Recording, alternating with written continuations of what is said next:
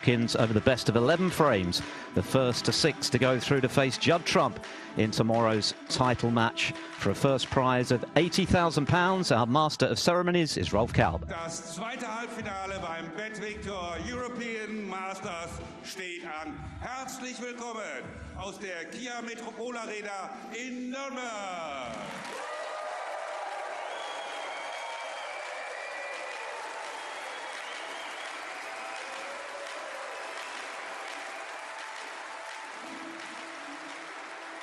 Der erste Spieler ist der Mr. Beständig der Snooker-Welt. Dass er aus den Top 16 herausgefallen ist, ein Betriebsunfall, den er bald reparieren wird.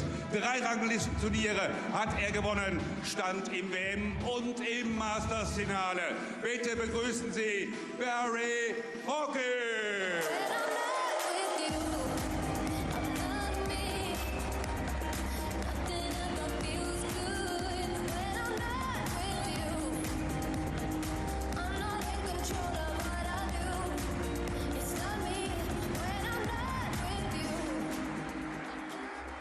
Sein Gegner hat über 5 Jahre als Nummer 1 der Weltrangliste die Snookerwelt dominiert. Nach einer schweren Zeit hat er sich im vergangenen Jahr im Dezember in den Kreis der Sieger zurückgemeldet und will wieder dahin, wo er hingehört, nach ganz oben. Der 4-malige Weltmeister Selby.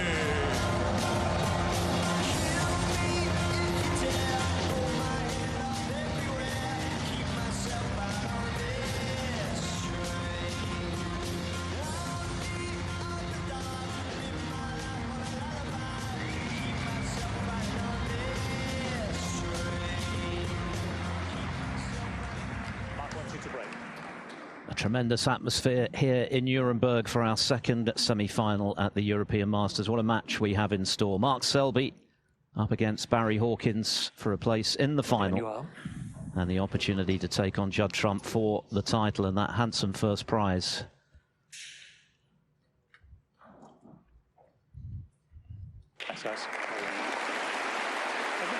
There's the handshake. These players are very good friends off the table. In fact, they've been having dinner together for most of the week. I fancy they may not have done last night because it's all business on the table this evening. A lot at stake.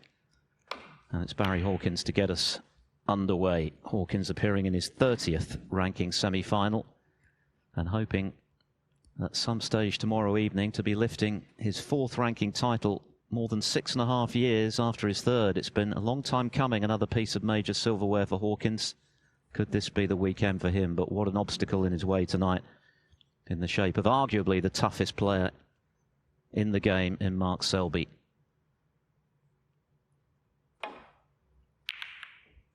It should be a cracking evening of snooker, and to enjoy it alongside myself, Alan McManus. Good evening, Alan. Good evening, Phil. Yeah, well, it's all set up beautifully, isn't it? After a pulsating semi-final this afternoon, seeing Judd Trump overcome John Higgins, just nipping him on the line. Didn't lead at any stage until the death of the match. I think it's going to be something similar tonight. 6-4, 6-5. You would imagine. It's been quite a strange passage to this final for Mark Selby, isn't it? He hasn't played a top 32 player as yet, so he'll be tested tonight for sure. Manasarwin Fetmal-Lykel in the first round, whom he beat 5-0. 4 meaty breaks, and then Adam Duffy 5-1, Anthony Hamilton 5-1, Ashley Hugill 5-2, and then Liu Haoshan last evening by 5 frames to 2. So not really challenged as yet. Just the 6 frames dropped in 5 matches, but clearly Barry Hawkins with his pedigree is a step up. And Selby will feel he'll need an extra gear tonight if he's to go through.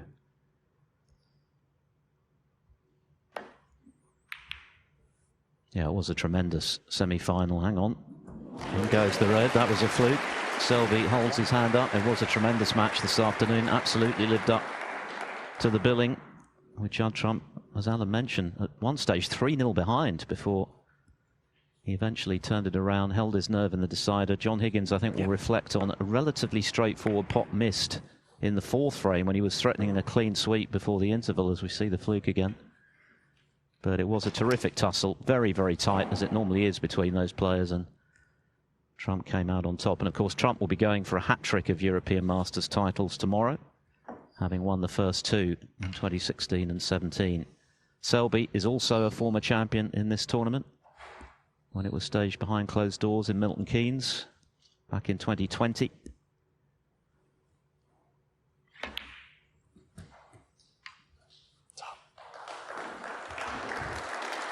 The key to his win last night against Liu Haoshan was a couple of frames he won on the final black. That made the difference, really. 1-5-2. But obviously could have been tighter.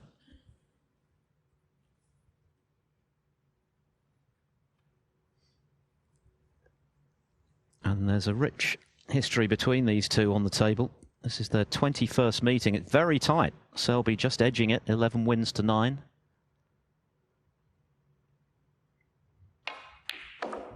And they've played on the biggest stages the game can offer. Barry Hawkins has won both of their World Championship meetings and their 2 Masters encounters, and Selby's won the 2 times they've played at the UK Championship, so they know each other's games inside out. And they're both very aware of the threat the other carries.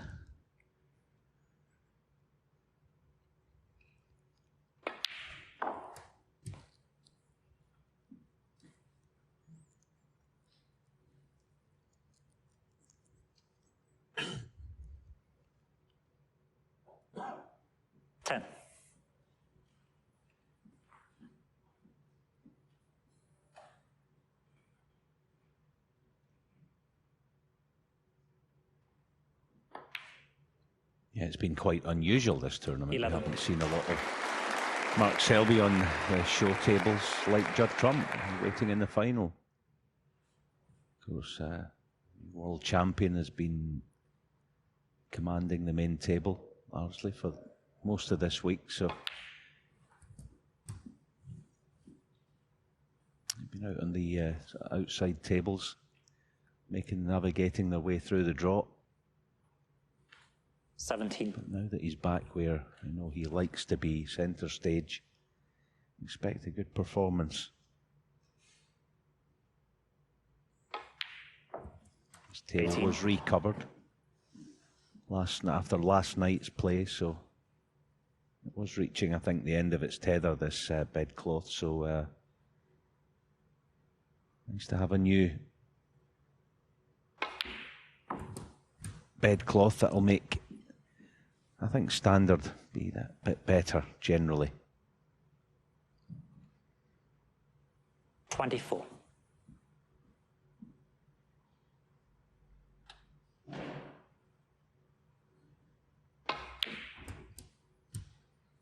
$25. He just potted that on the thick side, didn't he? But which can be a feature of shots like that on a new bedcloth, pushing the cue ball thicker into the object ball. That's a clever shot, though. 30. Last season was an impressive return to form for Selby. We know about the mental health issues that held him back for a while, but that seems to be behind him now. Won the WST Classic in his hometown of Leicester, his most recent ranking title, number 22. And of course came 31. pretty close to winning a 5th world title. It took a stunning performance from Luca Brissell to deny him.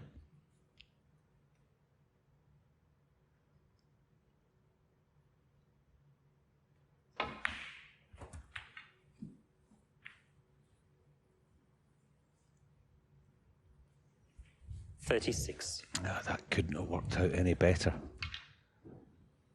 Not a bonus, because he did play the cannon on that red, but what a result. Almost makes the next 37. 24 or 32 points automatic for a player of Mark's standard.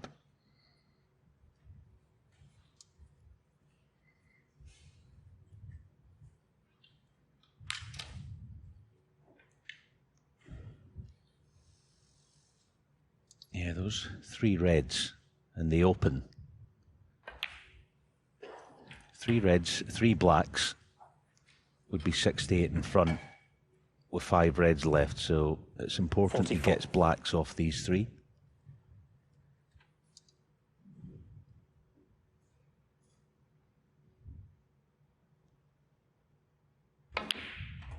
$45.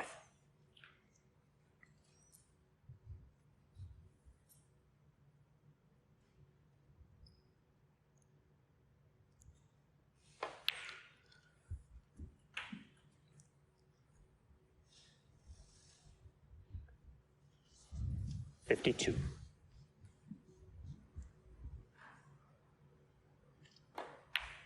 He's made a couple of centuries this week, 53. Selby, including one in the 5-2 victory over Liu Haoshan last evening. If he makes one more tonight, he'll tie up the great Stephen Hendry's tally of 777. He's currently 6th in the all-time list. Made 50 last season. 60. But this is a very good start. Yes, it began with some good fortune. The unintended red. 61. But when you get the luck, make the most of it, because you can bet your life that at some point it'll turn against you.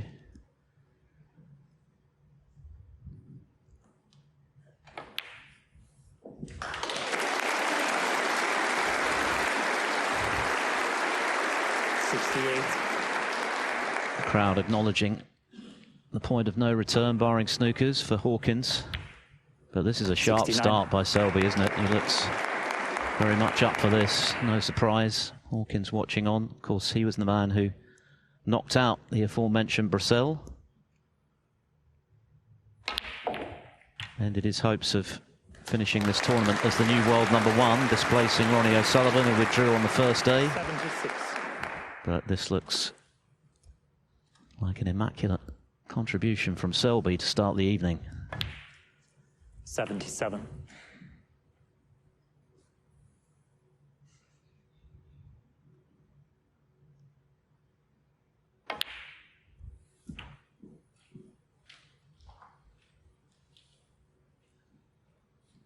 $84.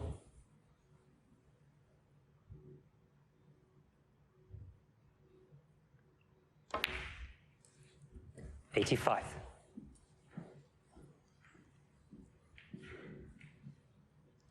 Yeah, you've got to say, yeah, I agree, Phil.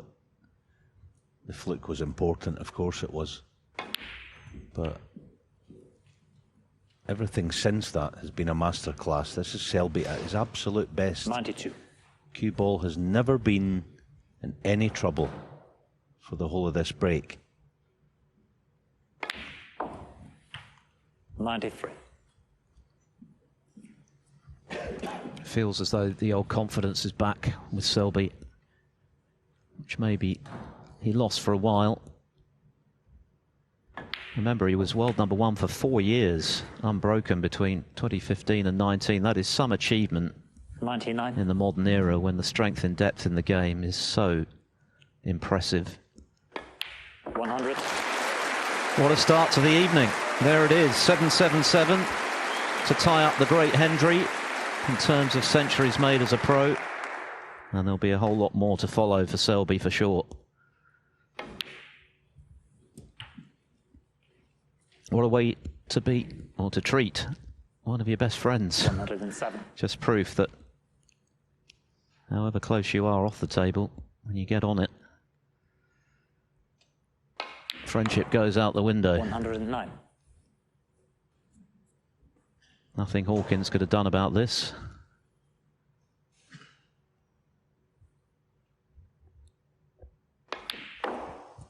$112.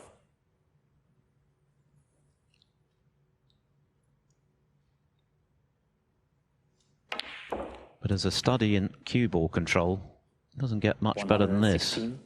He's actually slightly the wrong side of the blue there. That's about the first mistake he's made, if you can call it that. It's unlikely to faze him.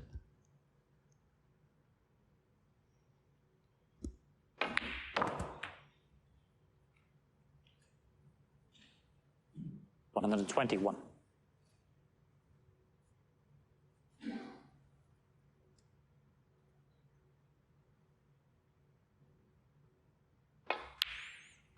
127. I think this is known as a statement of intent. Wow, that's as good as it gets. A 1-3-4 total clearance, a quite magnificent break from Mark Selby. Started, yes, with some luck. The rest was all skill. What a start to the second semi-final here in Nuremberg. Mark Selby leads Barry Hawkins 1-0. What an opening to the evening. Mark Selby got a fluke initially, held his hand up, an apology for potting the red, and he was that sorry that he went on to clear the table with 134. Absolutely superb break from the 4 times world champion. Century number 777. First to 6, of course, to go through to the final and meet Judd Trump tomorrow. Trump earlier, a 6-5 winner over John Higgins. A terrific tussle, as expected, between that pair, and we could well be in for something similar this evening.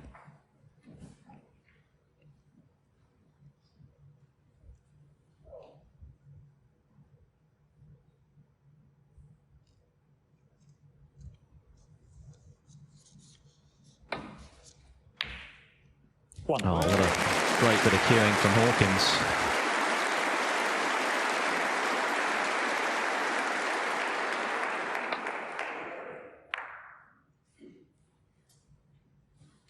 Little tap of his knee there from Selby, an appreciation of that cueing. Yeah, no wonder. Well, that would have felt very good to Barry, one of those feel-good shots. That's played nicely. Hawkins started off with a qualifying win over Sean O'Sullivan, who made a 1-4-7 break in a 5-2 defeat. And then James Cahill, 5-3. Zach Shirty, 5-1. The win over Marcel in a decider, which at times was quite a scrappy match. Marcel seemed to be wrestling with his cue a bit. Of course, he's got the one he won the World Championship back now. That's good news for him. But Hawkins sprung to life in the penultimate frame, having lost a 3-1 lead to trail 4-3 with a 1-3-3 break. And then he potted a terrific pressure red from range, which set up the clearance to win the match. 16. And then Noppon Sankam last evening. He made a brilliant clearance, actually, in that match right at the end to seal it 5-2. Of course, last season was, aside 17. from making the final of this event, where he lost disappointingly to Kyron Wilson in quite a scrappy final, it was a bit of a write-off, really. Only one other round of 16 appearance in a ranking event, and that's why he fell out of the top 16. Very unusual territory for Hawkins, and of course failed to qualify for the World Championship, 24. losing out to Jack Jones in the final qualifying round in Sheffield. So this season, obviously doubly motivated to start well, get his place back in the game's elite, which he will do, by the way, provisionally if he wins tonight. He'll be back up to 16th place. With the £35,000 and points he'd be guaranteed. And of course, then he'd had the chance to play for 80,000 against Trump. But first things first, he's got a big task on his hands tonight, and we've already seen evidence of that.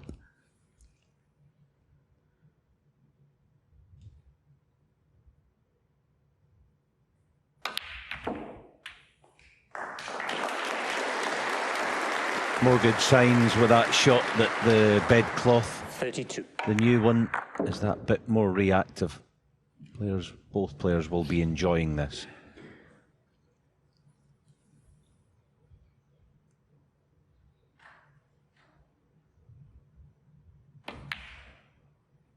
$33.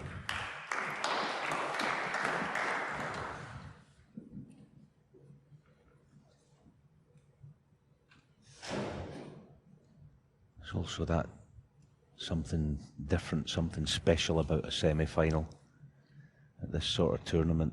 Outside tables are now redundant, of course. All eyes, all attention on here. So there's a different vibe. It's quite a cavernous arena, actually. The fact that there's only one table. 38. We had 7 tables from the start of the week. There it is, and it's pretty cavernous, isn't it? It feels comfortable, I think. the players plenty of room to manoeuvre. And that was a nice split. Yeah, the Metropol Arena, which can hold up to 4,000 people, regularly stages music concerts and sporting events, the likes of basketball, indoor 39. hockey, volleyball. And it's been a great venue for this tournament this week. A brand new venue for this event, of course, which has previously been staged in Bucharest and Lommel, Dornbirn. 46. But this is some start, isn't it? Selby with that brilliant 134 total clearance in frame one. Hawkins stroking in a brilliant long red from under the baulk rail to start this frame. Looking to respond in kind. 47.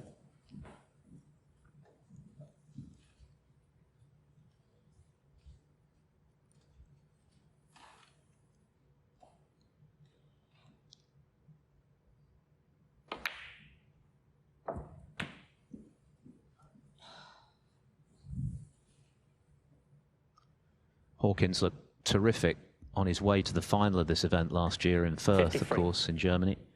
He beat Judd Trump and Mark Williams. Just could not replicate that form in the 54. final. He did make 3 half-centuries, which was 2 more than Kyron Wilson was able to achieve, but Wilson won 9 of the 12 frames. It was a curious final. And he never really, as mentioned, recovered from that disappointment. It was a very ordinary season by Hawkins' high standards.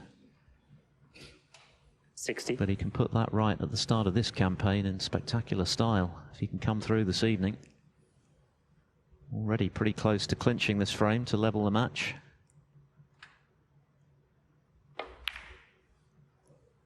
$61.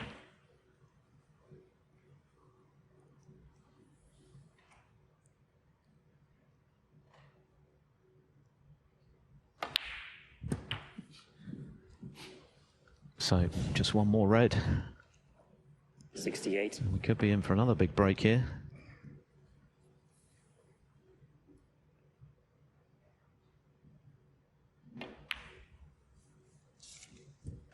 The highest at the venue this week, Ricky Walden's 138. Of course, O'Sullivan has mentioned the Sean variety. Made a maximum in qualifying, £5,000 heading his way as things stand.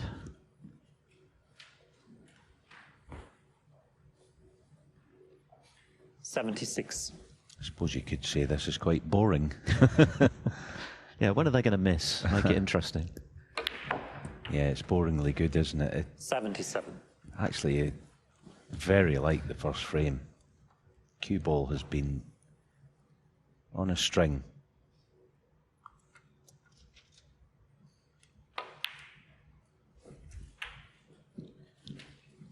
Yeah, Selby had a bit of fortune with the initial fluke 84. at the start of his century break. Hawkins, on the other hand, knocking in that brilliant long red to start.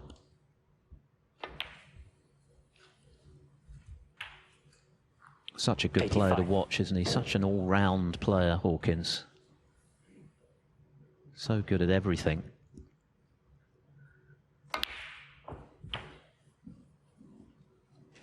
And when you see him queuing like this, it is a puzzle, isn't it, that he's not won a ranking event for 6.5 years. This is the opening red. I mean, it doesn't get any better than that. Difficult queuing. 93. Of course, he's been a world finalist, twice a Masters finalist.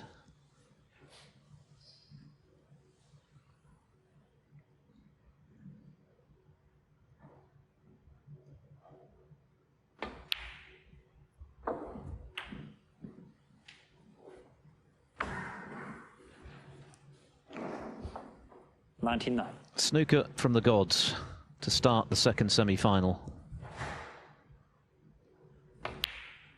100. Century number 429 for Barry Hawkins, his 5th of this tournament.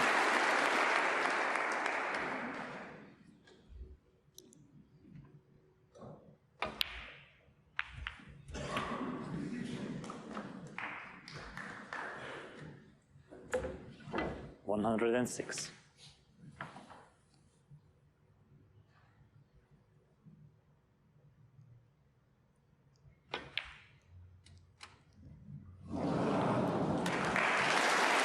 A superb riposte from Barry Hawkins. A break of 106 launched by that superb long red. What a start to the semi-final. Battle joined in fine style. A century apiece, it's 1 frame all. Thanks, Barry. We had 64 consecutive pots before Barry Hawkins missed a tricky one along the rail with the red, but by then he had replied to Mark Selby's opening total clearance of 134 with a century of his own, 106.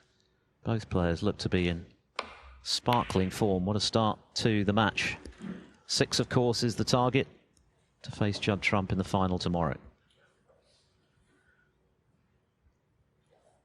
Mark Selby, who was made an MBE this summer, received his accolade from Princess Anne, a very proud moment for him and his family. Certainly richly deserved. 9 Triple Crown titles on Selby's CV. Could have been 10, of course, had he got the better of Marcel in the final at the Crucible back in May.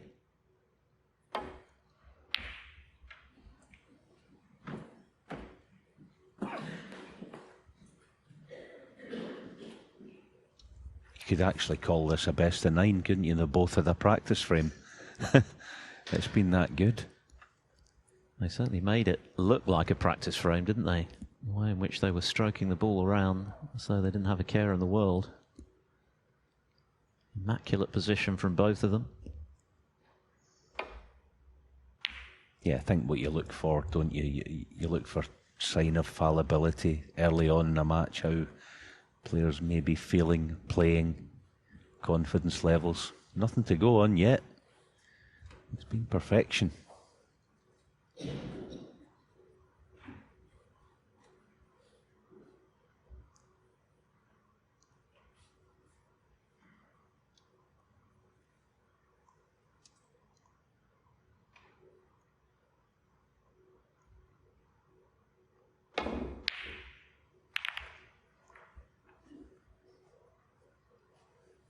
Safety is immaculate. Whenever he gets a chance to pin you back, he always tries to make the best he can of it. And then he eyeballs his opponent. How's about that then, my pal? You know, I'm not saying it was the most difficult shot in the world. It wasn't, but that's where the great strength of Mark Selby lies, actually. He never, ever relents. He never plays a lazy safety, does he? It feels as though there's always calculation when he is playing tactically, Selby. A la John Higgins.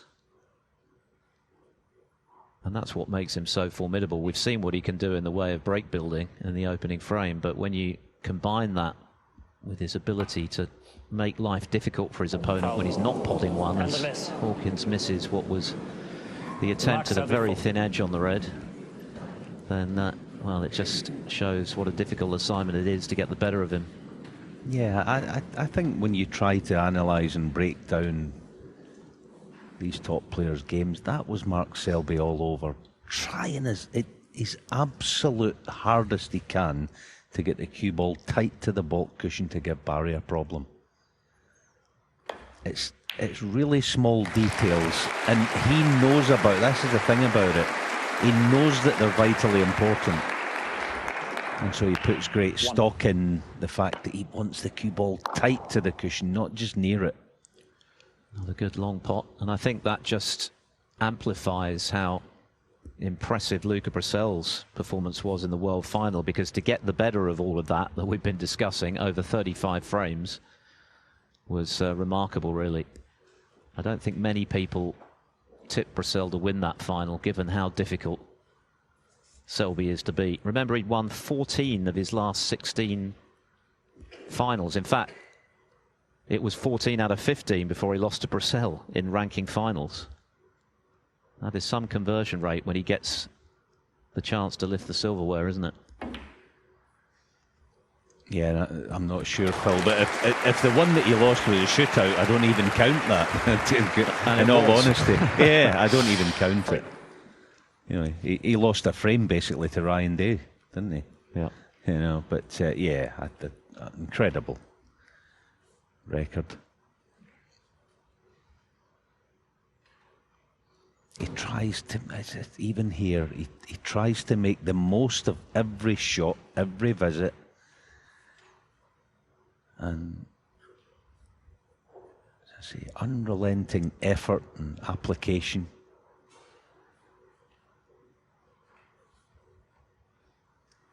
Yes, he doesn't have the whole pocket here. Just the left half as we see it. Yeah. It's set off probably right centre Selby. on our line. So that told us that he didn't have a full pocket. Gasps of shock almost from the crowd that a ball has been missed, but as you can see, there wasn't much space, was there? Just shaved the red.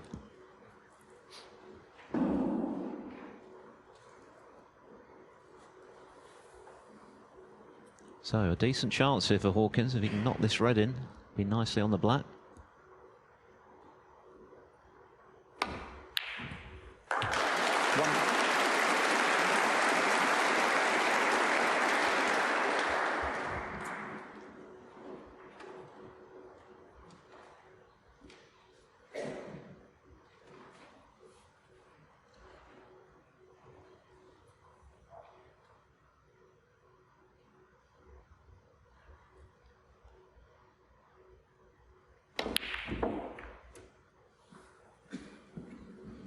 No, that's cursed.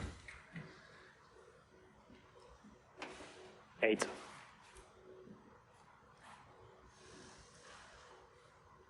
Oh, that could be a nice bonus.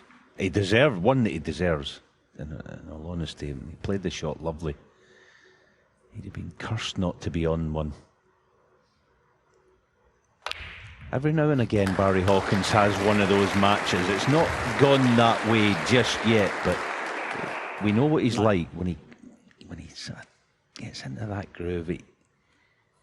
He can play as well as anyone, and he's got that bit of look about him tonight, doesn't he? Yeah, when he's good, he's very, very good, Hawkins. He's got a terrific record, of course, at the World Championship, aside from that final appearance when he played very well in defeat against Ronnie O'Sullivan back in 2012. He's been a semi-finalist there on 4 other occasions. The bigger the event, the better he seems to be. As mentioned, he's been in the final of the Masters a couple of times.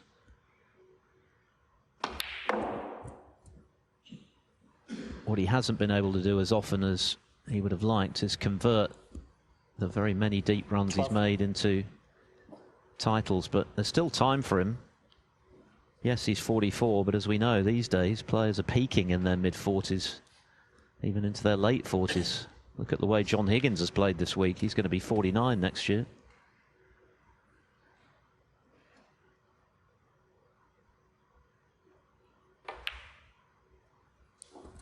$13.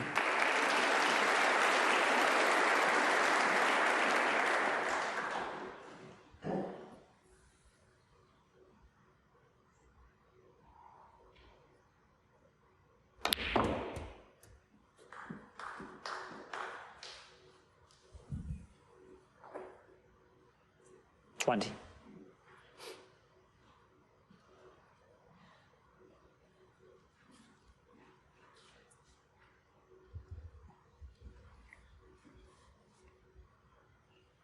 Yeah, just got to avoid the red. Well, it looked well, he can't avoid it, so he's got to judge the cannon. 21.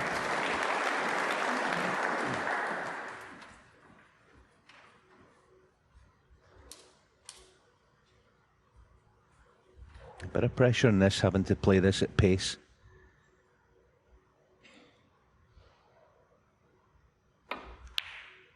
Yeah, pressure on it. Barry Hawkins. Never easy, 21. but that's the test at this level against Mark Selby.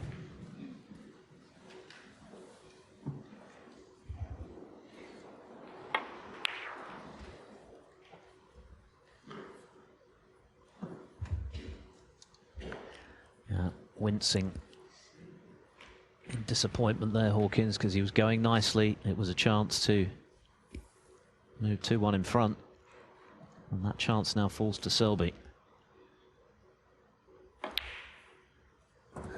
1. Yeah. And these are the frames that hurt more, aren't they? Hawkins would have been philosophical about Selby's opening salvo of 1-3-4 because A, it was launched by a fluke, and B, there was absolutely nothing he could have done about it. It was just too good. Move on to the next frame, and of course he replied in kind. But when you've had the chance and you've missed it and you've given that chance to your opponent, if Selby now punishes him, then that can sting for a while.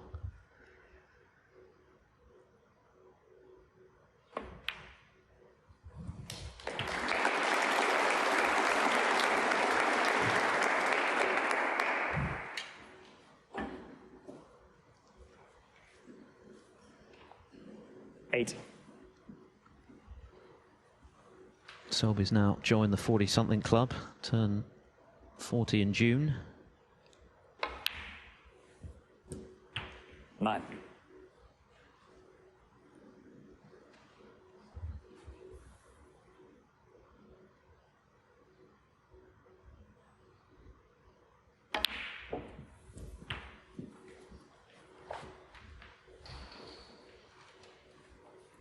$16.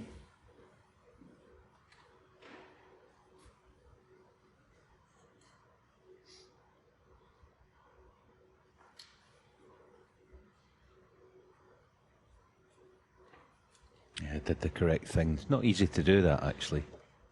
Get back up off the shot when there's indecision. 17. But yeah, I agree with Phil. This will sting. Mark will know that. Don't know if it's even possible, but his efforts probably be doubled on this visit. 24. I don't think that's actually possible because he can't give any more, Mark Selby. But he'll know that this is a real blow if he can put the frame to bed in one visit.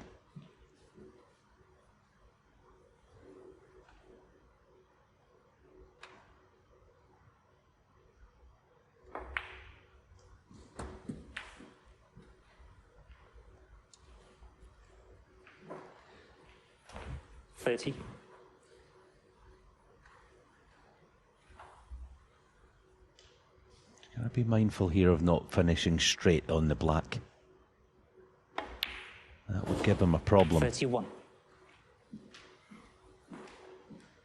That's fine.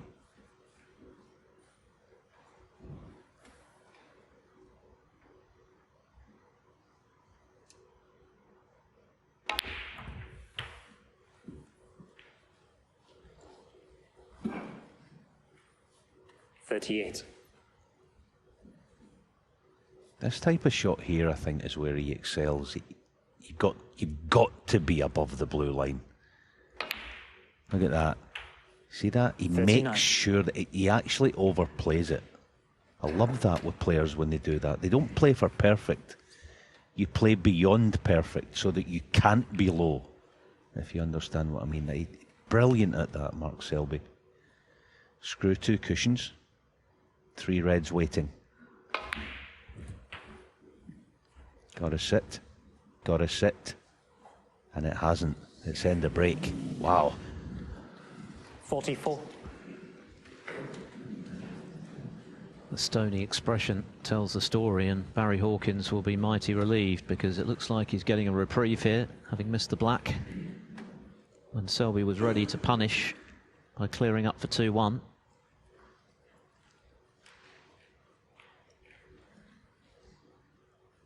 Yes, I don't think he can push the red safe either.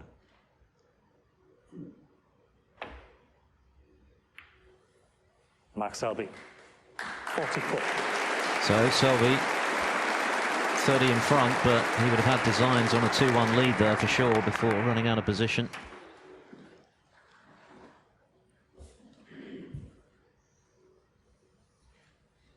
Anywhere but there, really.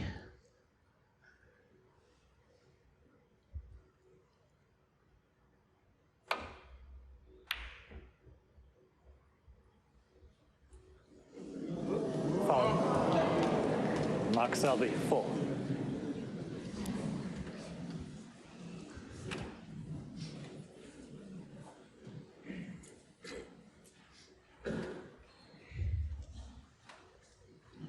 There's a wee bit of pressure on this.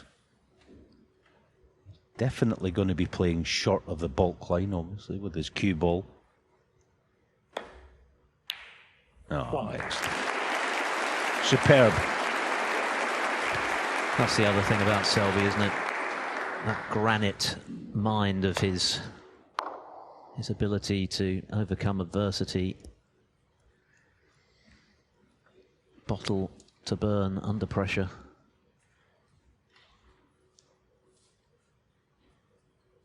A number of times he's come back from seemingly hopeless deficits. He's done it a couple of times in world finals. The first one he won against Ronnie O'Sullivan, 2014. And then again against John Higgins, when he was 6 frames adrift at one stage on the first day. In fact, the very first ranking title he won, the Welsh Open back in 2008, he was 3 down with 4 to play against O'Sullivan and won. And that's really been part of his snooker DNA ever since. He's never beaten. 5. Until that last ball goes down. Such a competitor. Yeah, what a piece of ball striking that green was a couple of shots ago. Frame ball. So the loss of position just now proving not to be expensive. Barry Hawkins going in off immediately. Excellent long red to get back in for Selby. And that has won him the frame. 13.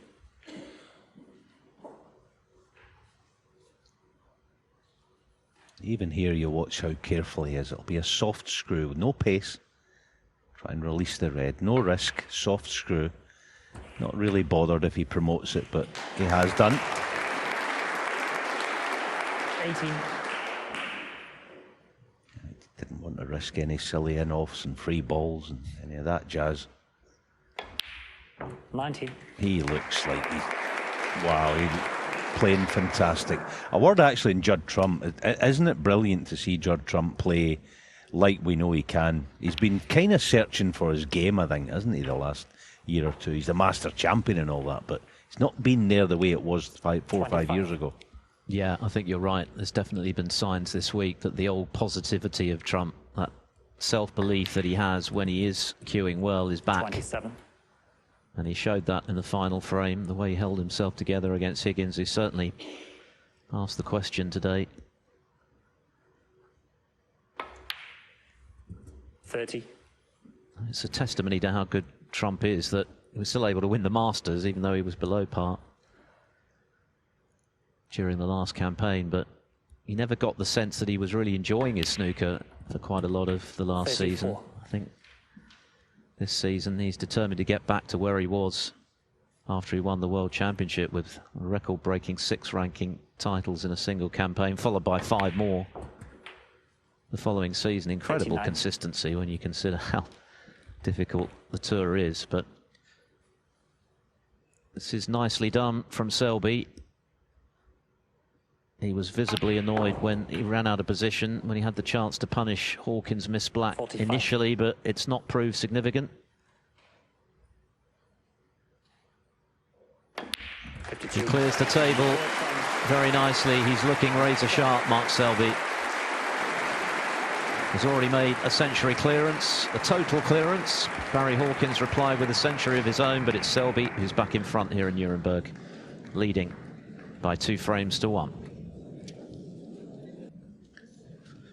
It's been a terrific start to the evening. Our second semi-final here at the Bet Victor European Masters. They exchanged century breaks in the first 2 frames. Selby has come out on top in frame 3 after Barry Hawkins had a chance. Mr. Tricky Black into the right corner, and eventually Selby cleared the table for 2-1. This is the frame before the interval.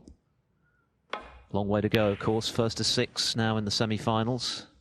Not the best break-off from Selby, which is why the cue ball is a little light of the baulk cushion. Hawkins was struggling with his break against Luca Brissell earlier in the week. Came through, of course, 5-4 in the end.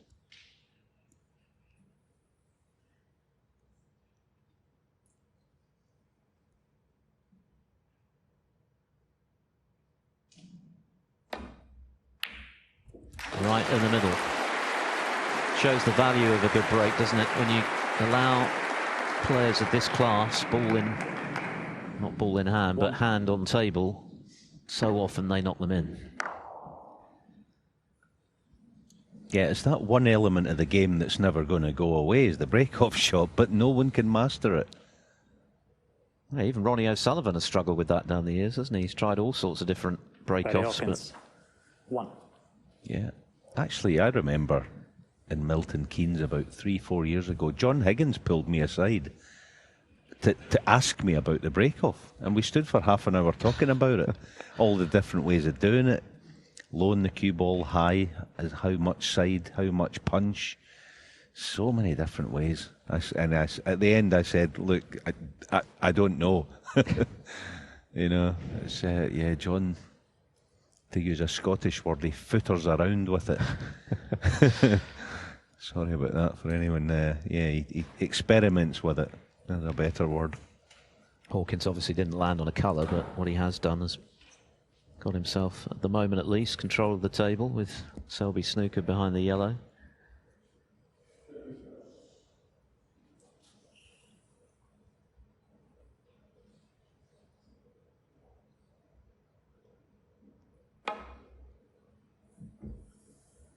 I think that's one of the fascinations of this great game, isn't it? That it doesn't matter how good you are, you've never truly mastered this sport. You're always learning. It's a bit like chess.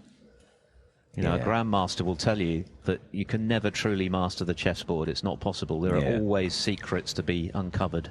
Yeah, there's numerous moves to be made, I guess. Every shot, every move, whatever. Absolutely. And there is no right or wrong way, really. Yeah, Barry. Thanks.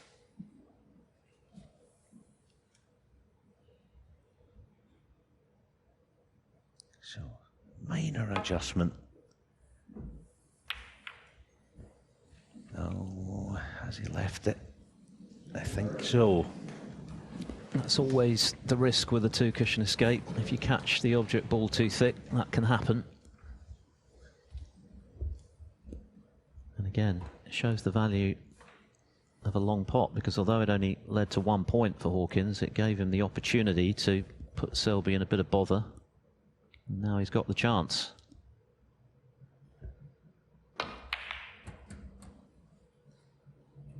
One. Ah, that's torn it. It's a bit unlucky. Deliberately played on the pink. I guess the red was always going to go somewhere down in the right corner.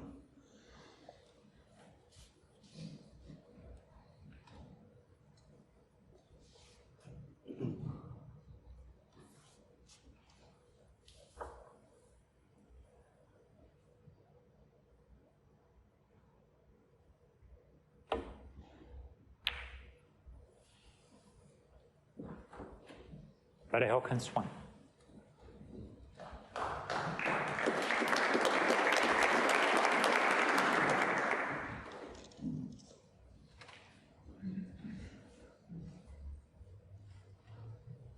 Yeah, no interest in the bunch of reds, just cushion first and push the red up the cushion.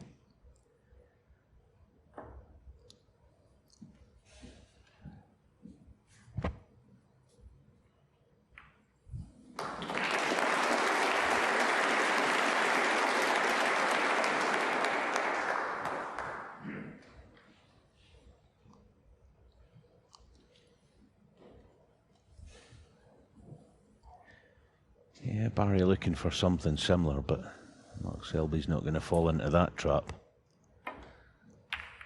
But worth a try.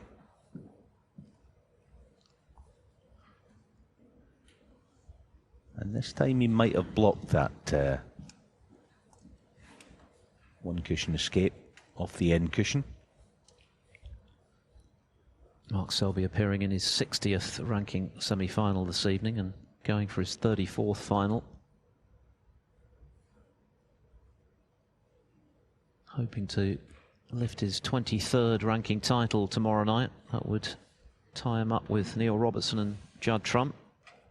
Of course, he'd have to beat Trump.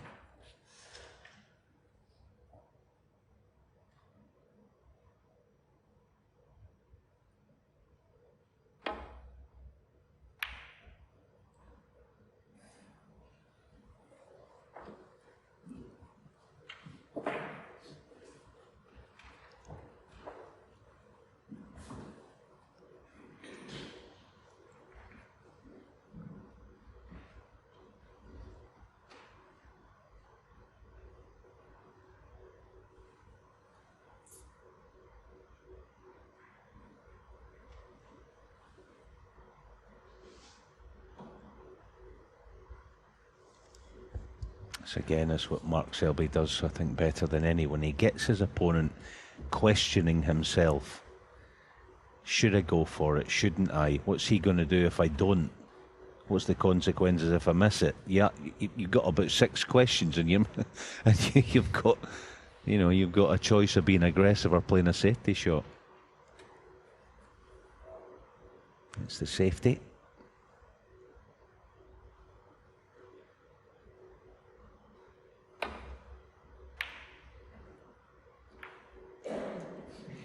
Needs cover, and I don't think he's got it. Or has he? Let's see. I don't think so.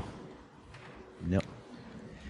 Yeah, John Higgins described Selby as an animal on the table, didn't he, after he was well beaten in their quarter-final at the Crucible last season. 13-7 in the end to Selby, after Higgins had made a good start to that match.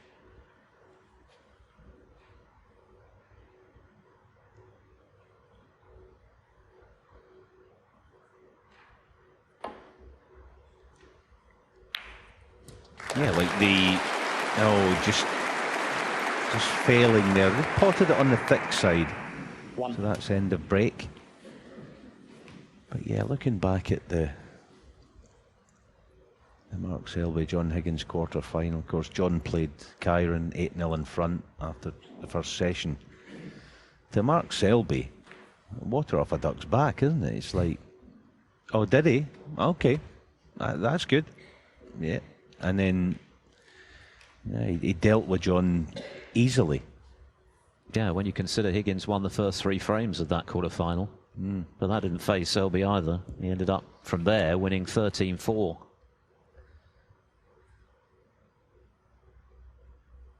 Sometimes you feel with Selby that the harder the assignment is, the more he comes into his own. Mark Selby, 1.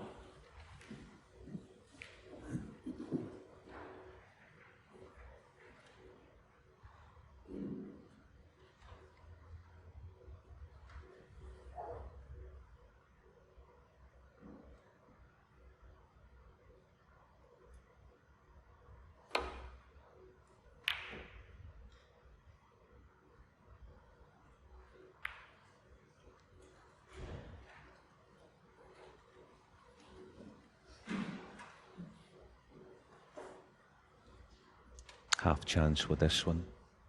Lots of right hand check side.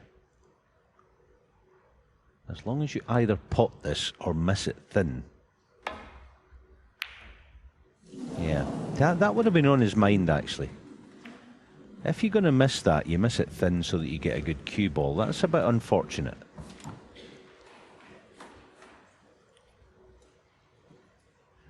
One of those paradox things in snooker where it'd be better to miss it by a larger margin. That's the point, isn't it? You could see it was right in the jaws of the pocket, and that's why it stayed there.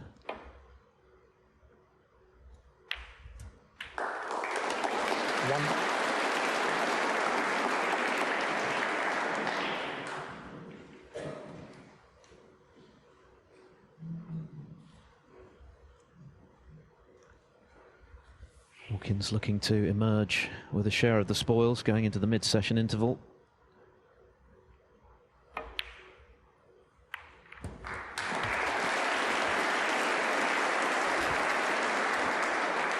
Eight.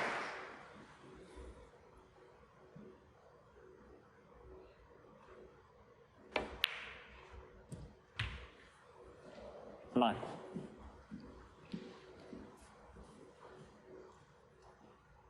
Yeah, lots of value in the cannon through the gap. Isn't playing it though. Just happy with a dead drop in.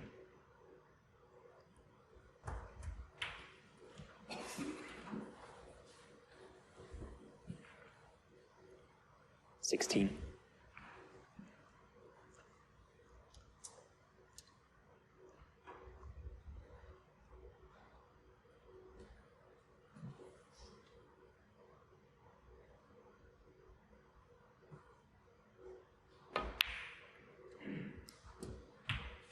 Yeah, I did think it was the time last time round, going to the bunch. He's going to this time, obviously.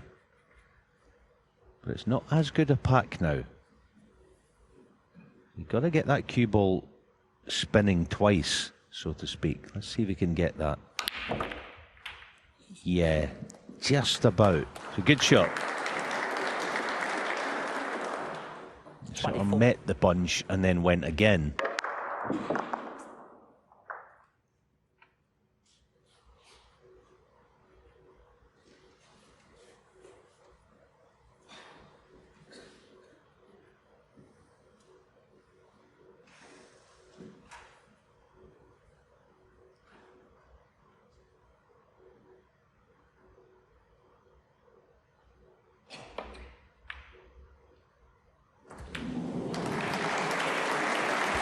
The twos and R's, because it wasn't a clean pot just for a moment. Hawkins might have been concerned he'd overcut it, but it's okay.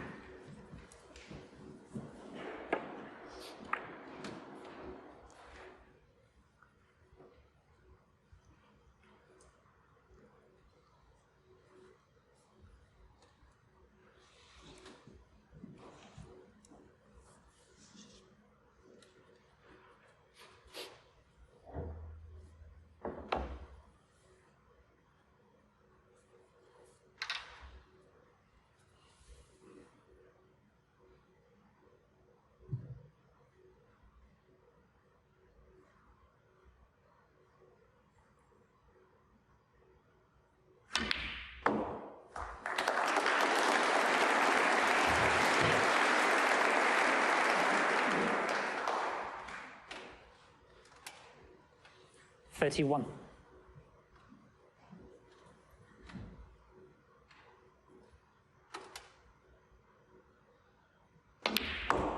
$32.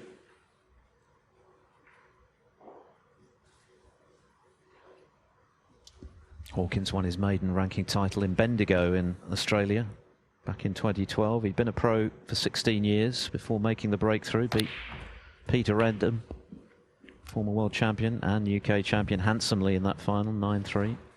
39. Rendham, of course, now retired.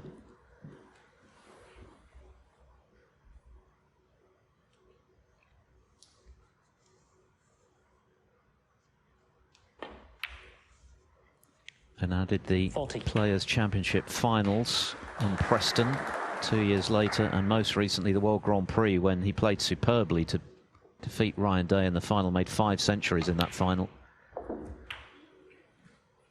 But that was, as mentioned, a long time ago now, 6.5 years, February 17. 47.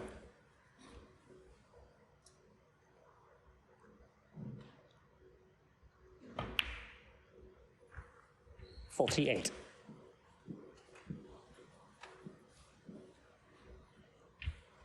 He's been in 9 ranking finals in all.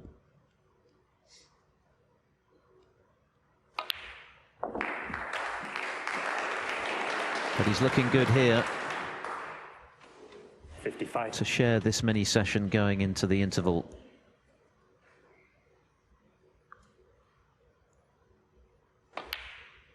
$56. 61 the lead, only 59 left, so this black. And he should be safe. We know Selby is extremely adept at getting snookers, so he won't be counting his chickens just yet. But now he's promoted that red. If he can pop that, then 63. I think he'll be pretty satisfied with his evening's work so far, because Selby's played superbly. But he's not got away from him. That's wide. Barry Hawkins, 63.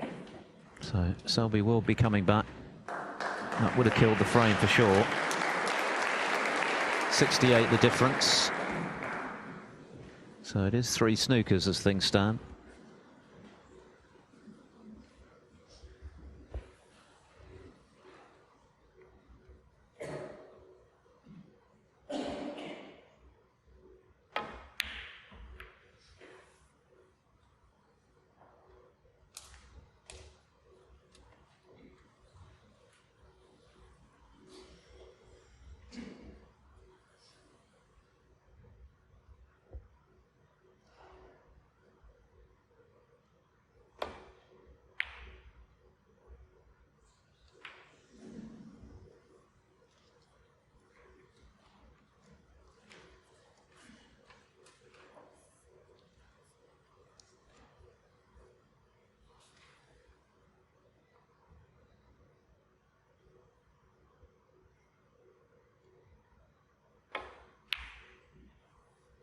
1.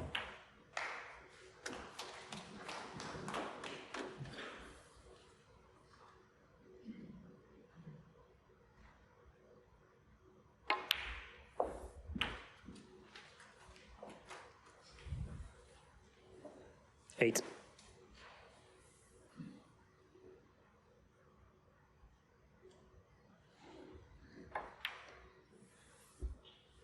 Nine.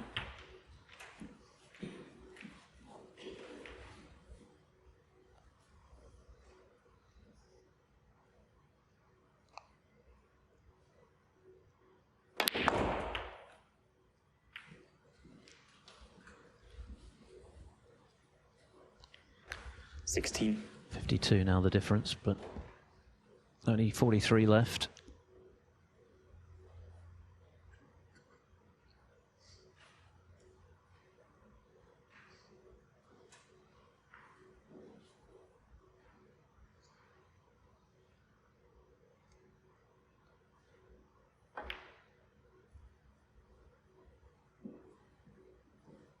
Mark Selby, 16. Played that pretty nicely. This is another aspect of Mark Selby's game, isn't it? That he makes you earn every single point frame. Hawkins having to show a bit of due diligence here to ensure that nothing goes awry in this fourth frame, which he seemed to have well and truly won. He's still the firm favourite.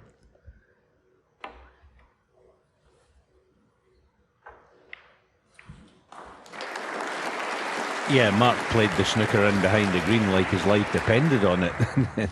And he needs 3 snookers. But that's the kind of business he deals in.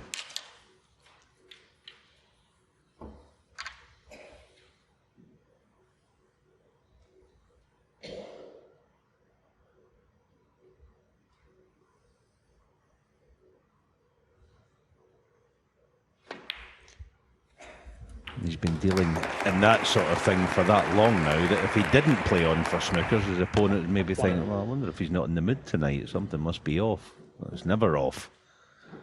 The tap's always running, and yeah, it's a tall order, of course it is, but he's done it before. And he'll do it again. That's guaranteed. 3 snookers.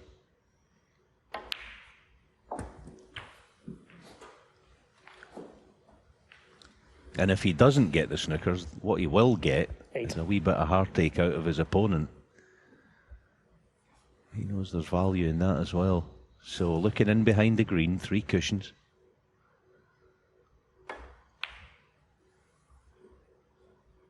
Mark Selby. Just overcooked it, but 8. Is there a gap?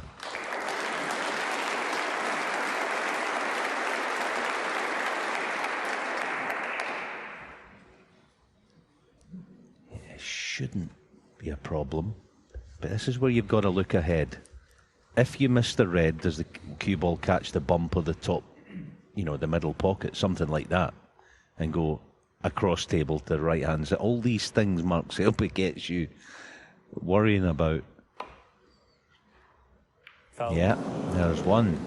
You see the bump of the middle pocket, Mark something Selby. like that, and it goes 6. across in behind the blue. Free ball. Ooh. Yeah, and because he's catched the pink there, it's down to 1 snooker now, 38 the difference with 35 on, and suddenly Please, Barry.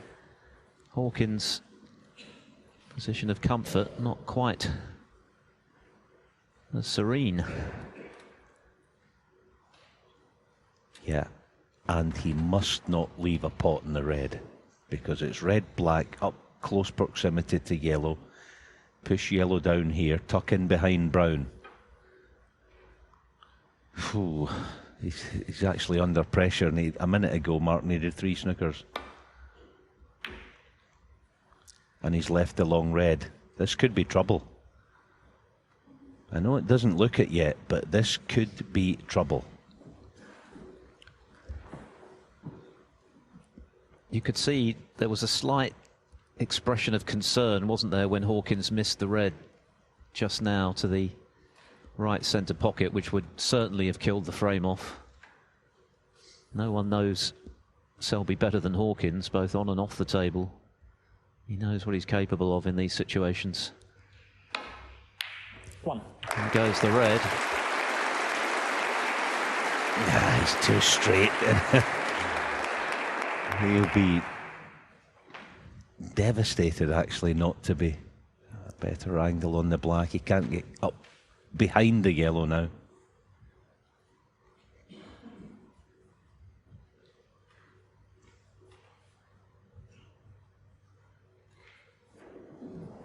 There's the red.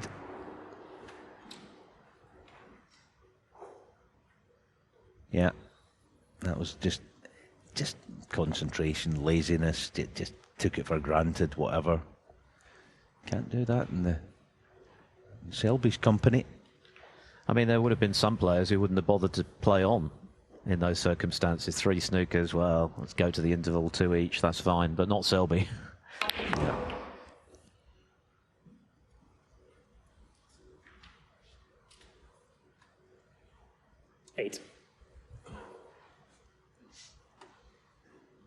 Still needs 1, of course. 30 the difference, 27 there. What a frame this would be to win for Selby, and that would be a very uncomfortable 15-minute break, wouldn't it, for Hawkins, if he could turn this around. Yeah. He's going to be hard-pressed to get a snooker this time round, but he's savvy enough, obviously, to know that get the yellow safe above everything else, because there will be other chances. I actually think he's playing a top in this, cannon on the brown and behind the green. Yeah. He may not have done. He just, see, he's making sure the yellow's safe, because there will be another chance.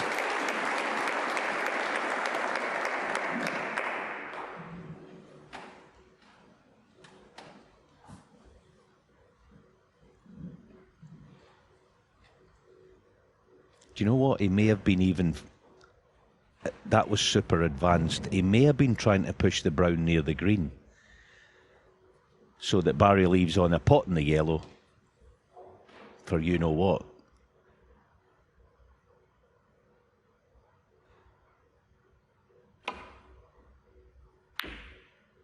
That's a brilliant shot.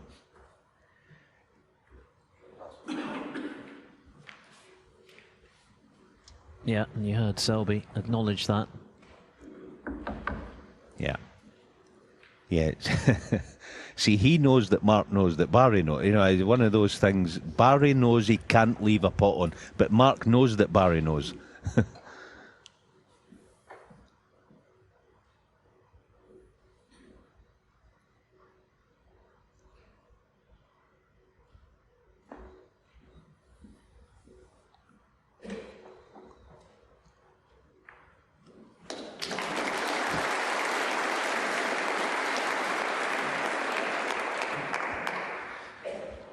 If Hawkins could knock the yellow in, that would be 2 snookers again.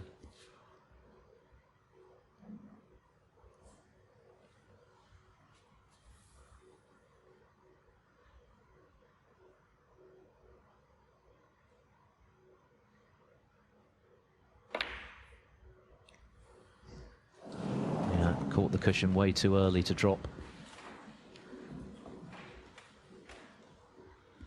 Being put through the ringer here is Barry in his bid to tie this up at 2 each at the break.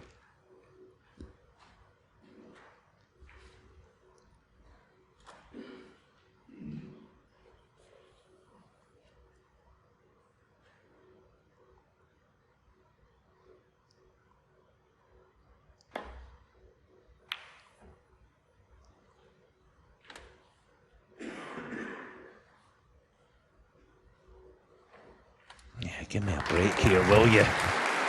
Just give me a minute. I thought you were my friend. Give me a bit of breathing space. I know he should hit this, no problem, but he's got to not leave a pot on as well. That's the other thing. Yeah, that's an excellent result.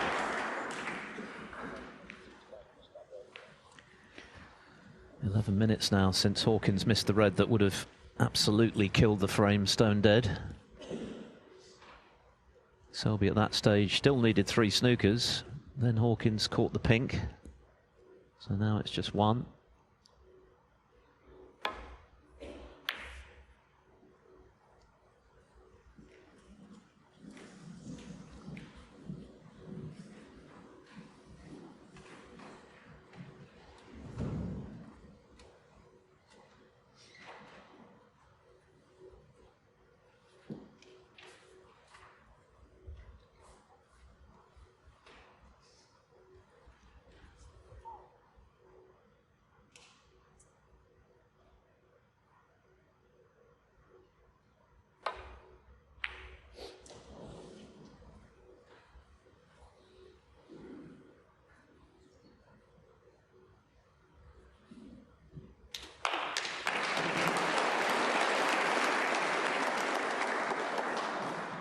Didn't know a lot about that, Barry, but it gives him a wee bit of respite.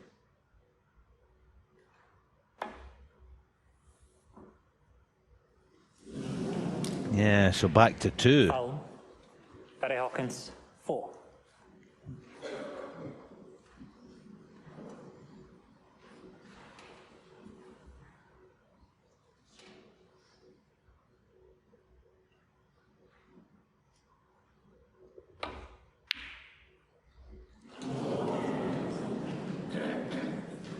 He's one of those guys, Mark Selby. Let me sort of give you a wee bit of an insight into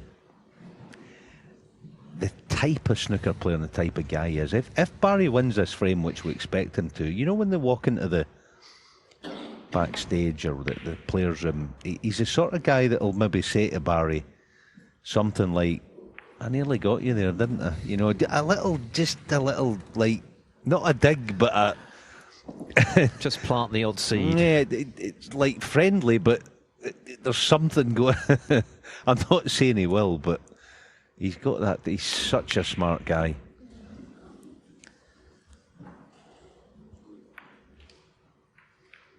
Or, you know, say something like, "I had you on the run there for about 20 minutes, pal, didn't I?" You know, and what are you going to say? You're just going to agree with him.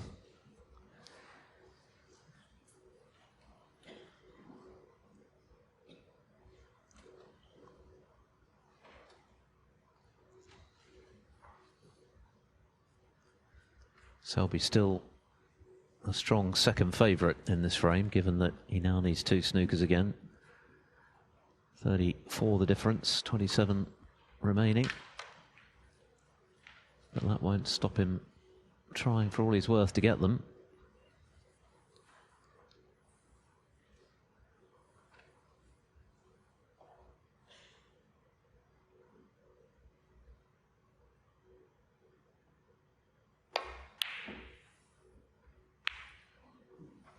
Oh, he's annoyed.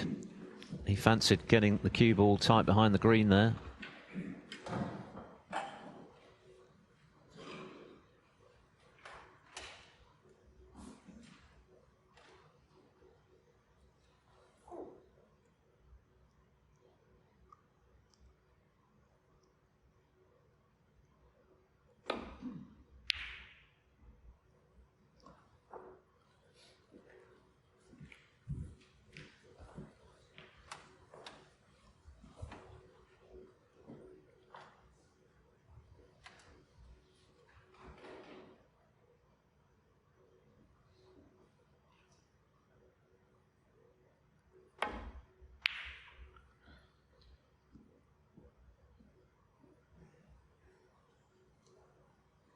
When he won this title in 2020, beating Martin Gould in a decider.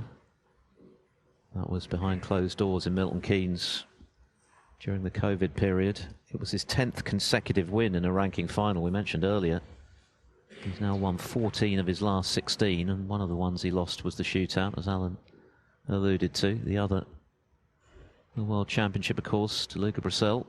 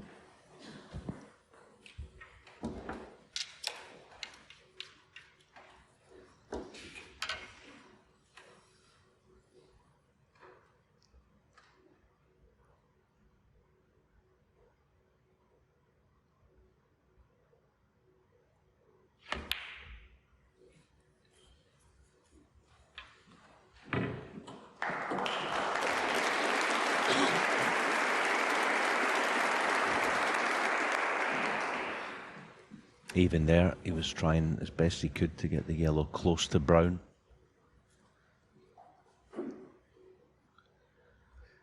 It's never fun when there's space around the object ball in a circumstance like this.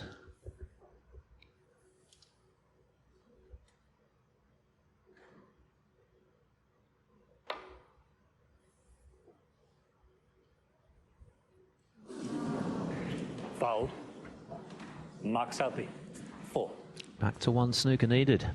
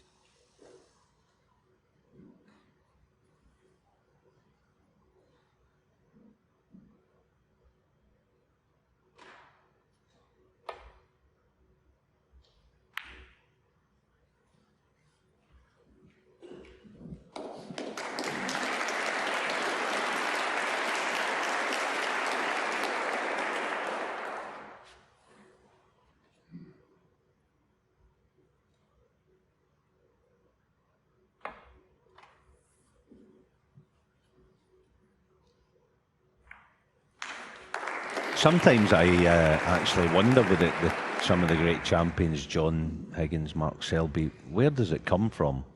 Because off the table they're such nice fellas, and where does this thing come from? They turn into it's crazy actually in some ways, because it's not like they're nothing like the way they are in this situation as players. I know it's sport and all that, and I understand all that. It's different, but so hard to play against.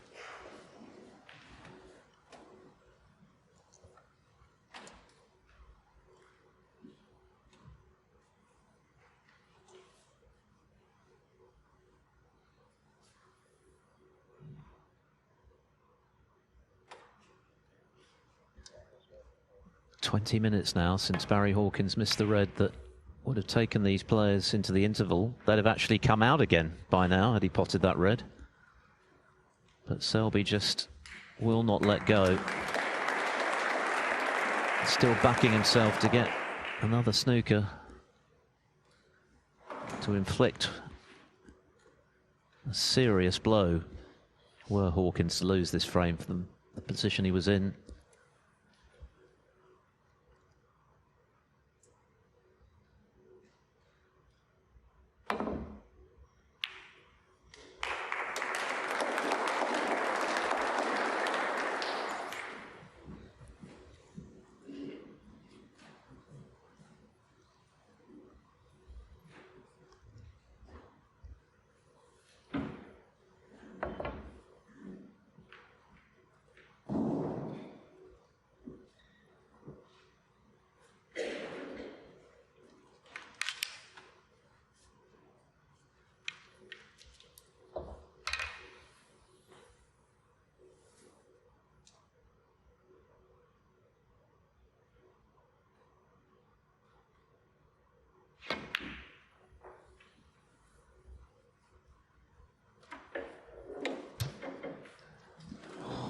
If it had just slipped past the edge of the black there, and Selby knows it, that could have been big trouble for Hawkins.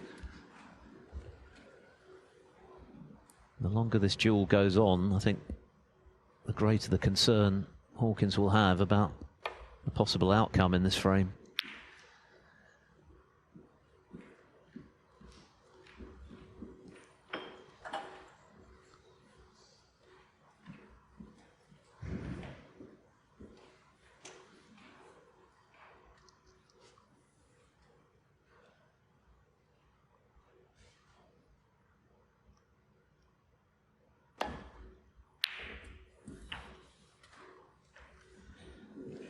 Close. Foul. Surely now it's all over. So you can see that Mark Selby eventually concedes the frame. Not before a 20-minute duel there in the bid to get the snookers he needed. And as Alan predicted, a few words in Mark Selby in Barry Hawkins' ear. 2 each.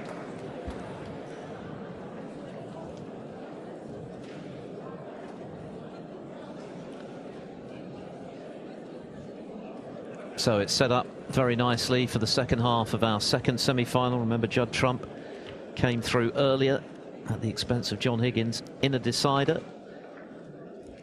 2 each here at the interval. Barry, Yeah. how mentally tough Please. is snooker as a sport? Probably one of the toughest, I'd say. This and golf, I reckon, is the toughest game mentally. It's demoralising, not like any sport, I suppose, when you lose. But for some reason, this is brutal at times.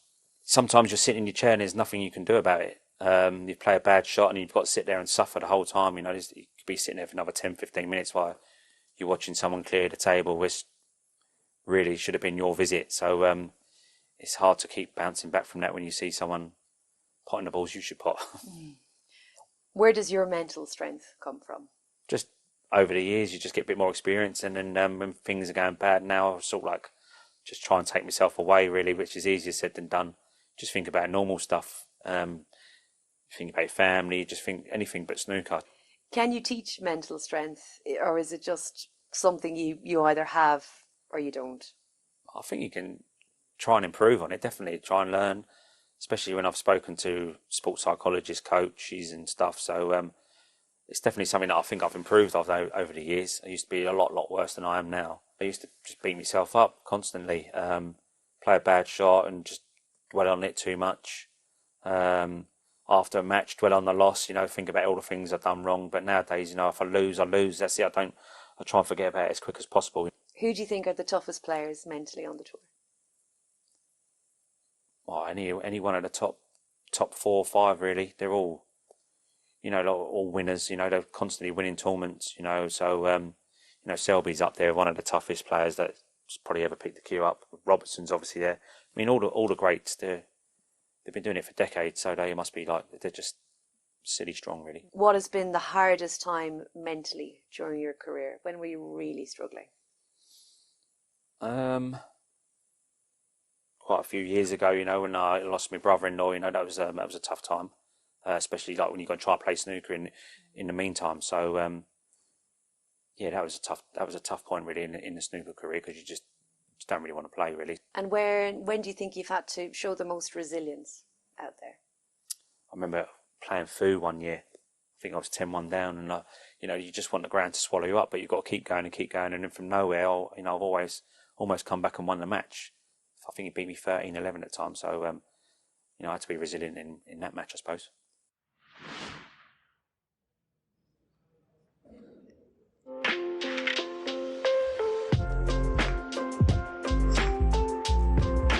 From Leicester, grew up in a place called New Parks, council estate, which I'm very proud of. You know, I still go back there and see some of the people who was living there when I lived there with my father. Sometimes you think people just move on, but you go back there. I took Vicky there 2006 when she first moved to Leicester with me. Still seeing some of the old faces in the same houses what there was in when I was there with my father. So yeah, that was nice.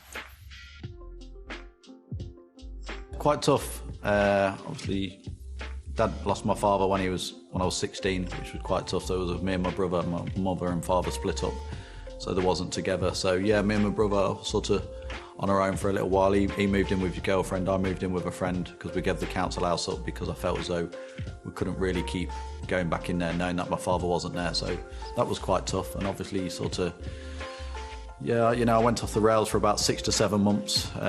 Didn't really want to play snooker, didn't really want to be here. So that was quite tough, yeah, looking back.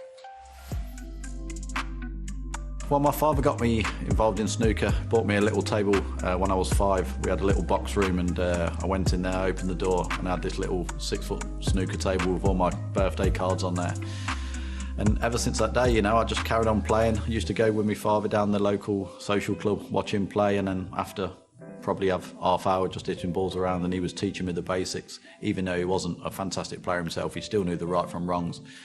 and just fell in love with the game then. So yeah, from 8 years old, first started playing on a full-size table when I was 9, and just fell in love with the game. And once I got better and better, all I ever wanted to do was to try and become world champion and world number 1.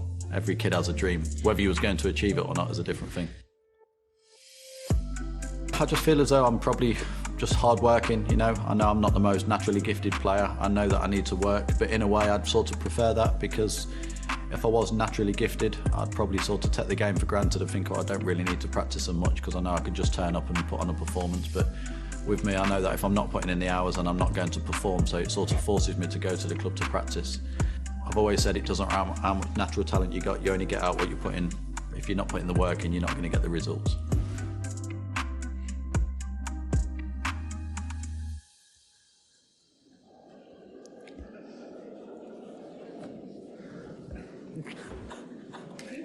So we start again. It's now a best of 7 for a place in the final and a meeting with Judd Trump here in Nuremberg. 2 frames apiece, a century apiece, all to play for. It's not the first time those two have had the giggles playing in a match together. It happened at the Championship League where... If I could 5th frame, for the Hawkins to break. Yeah, as mentioned at the top of the programme, they've been having dinner together all week. I think maybe last night was the exception, but we're ready to go again. Hawkins breaking off, frame 5.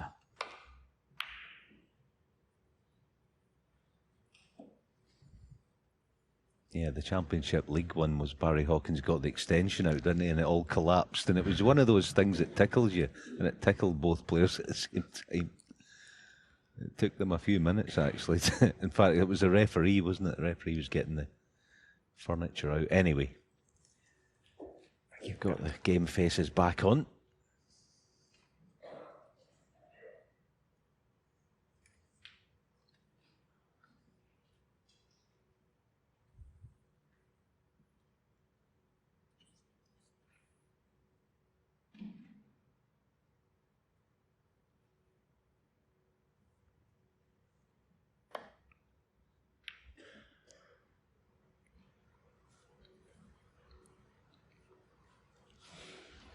Hawkins started this tournament and Selby finds a baulk cushion. Nothing unusual about that from him.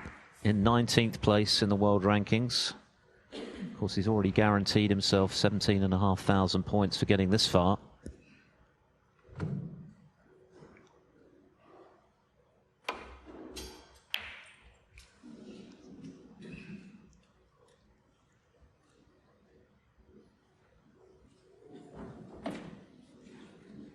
So he's now up to 17th as a result of that on the live provisional list. And if he does win this evening, he'll be back in the top 16.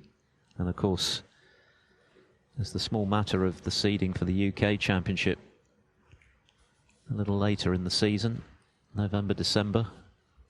The 16 seeds guaranteed a place at the Barbican in York.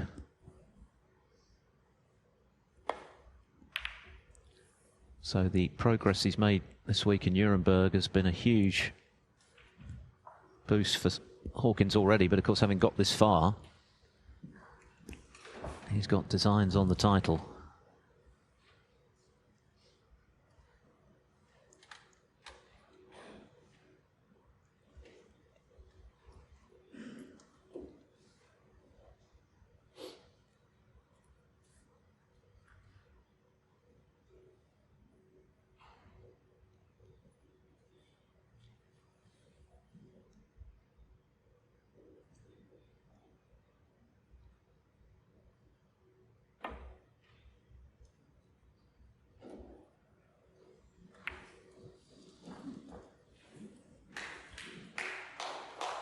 It is touching ball.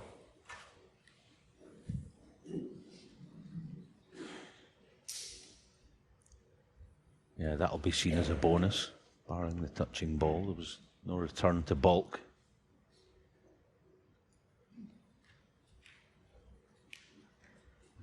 Almost just about pick his spot.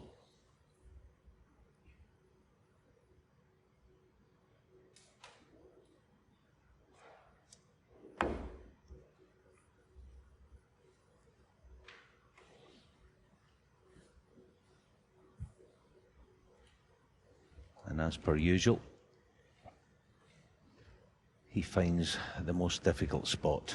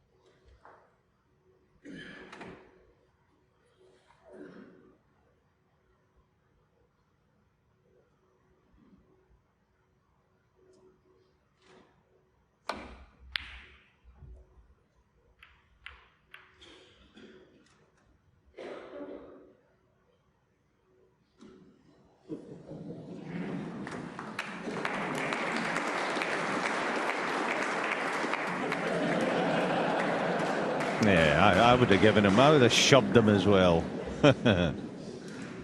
It was actually quite a nice shot he played. It was quite ingenious, actually, going side cushion, end cushion.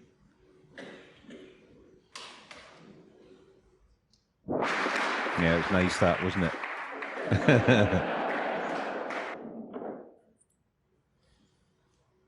it? Even Marcel afforded himself a smile there. Yeah, all business, Marcel. There he is.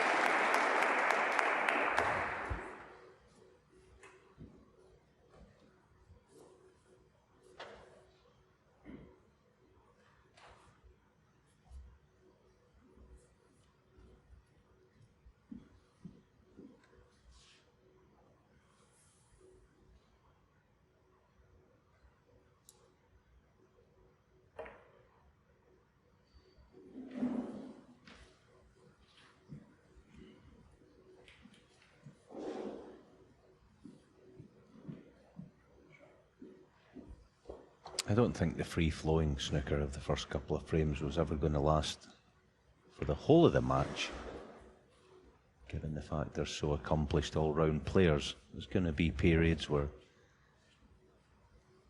the granite safety plate like this.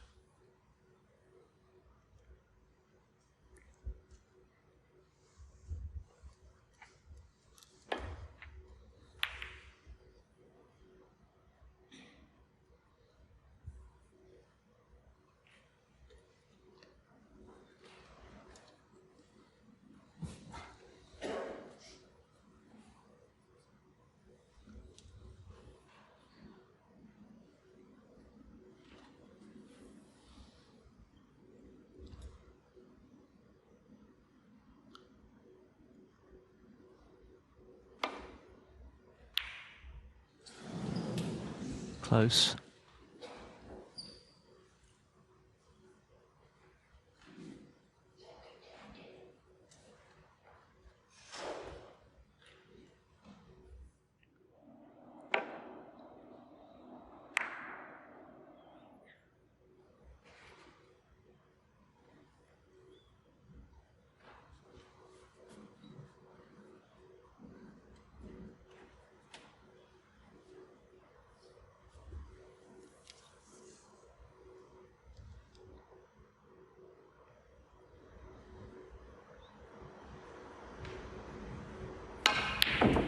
Oh, that's a terrific pot from Selby. Beautifully cued. It's been a pretty eventful summer for Selby. As mentioned, he collected his MBE. He was also caught up with his wife Vicky and his daughter Sophia in the wildfires that affected the Greek island of Rhodes. Eventually they were evacuated by boat along with everyone else caught up in the incident. Mercifully no one came to harm, but it was a pretty traumatic, pretty scary, in Selby's words, couple of days. Had to cut short their holiday, having only been out there for a couple of days before the wildfires hit. 5.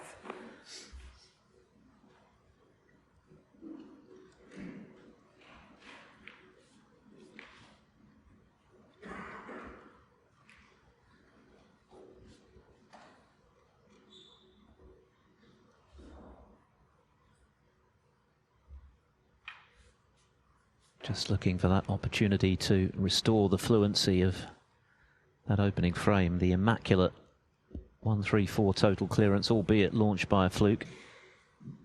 It's a superb break. And again, just not quite able to squeak that red past the other one. Happened to him in the opposite corner earlier in the match.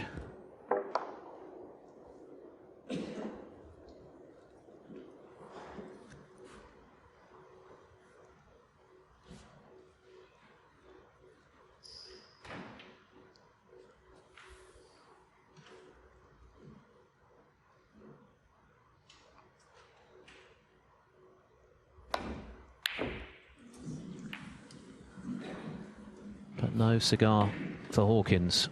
And here is another chance for Selby. Yes, the rhythm of the match has kind of been extinguished for the time being.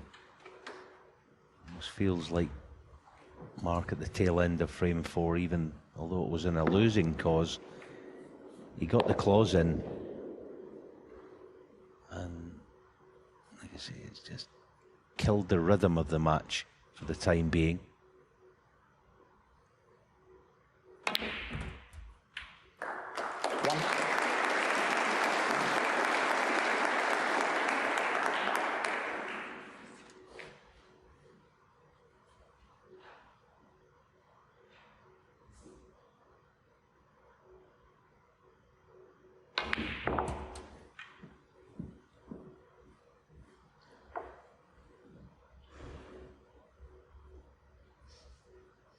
Six.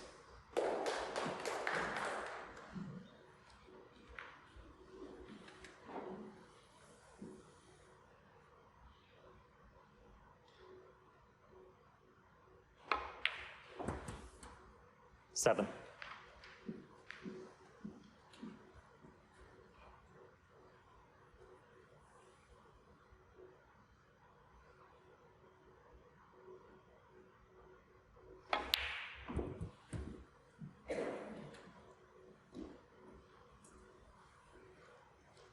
Nine. Now he might be forced to just drop this dead weight and play the black. He doesn't want to play the black yet, but because it is a minor risk.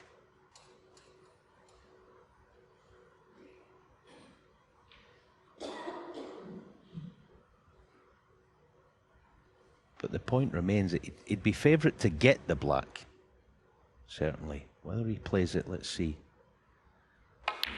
Yeah, shying away 10. from it, but he's running out of certainly easy loose reds to drop on.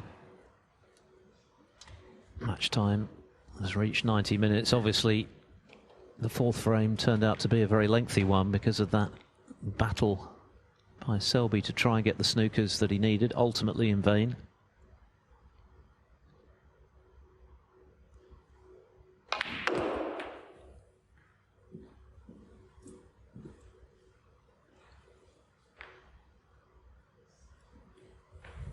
$15.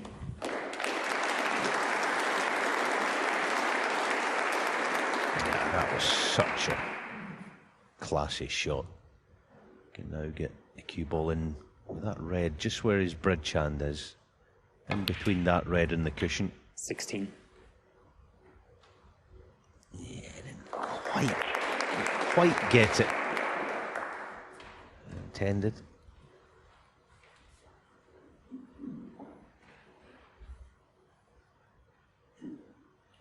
Yes, quite a large wingspan, does Mark Selby. Even he's having trouble reaching this one. That's why I say the cue ball in between the red and the cushion would have been absolutely ideal.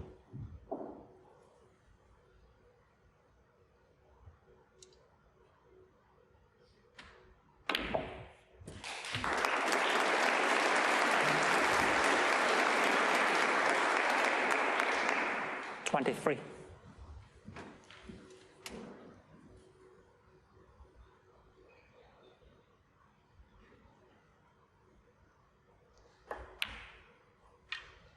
'24.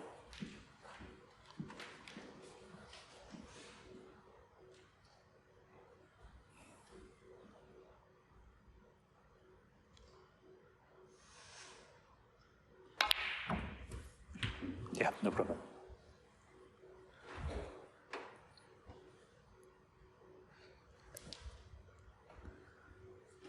I think Selby's just asked referee Marcel 31. Eckardt there to give the black an extra polish, maybe a slightly dull contact, and the white as well, I think. It's something we don't see nearly as often in recent times with the players, or the vast majority of them anyway, using the new chalk, which has definitely helped to drastically reduce the incidence of kicks.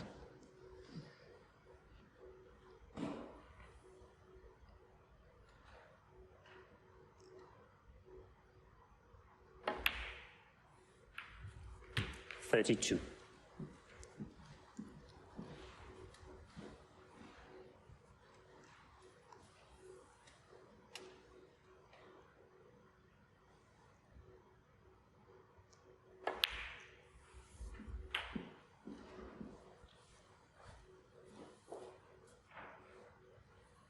'39.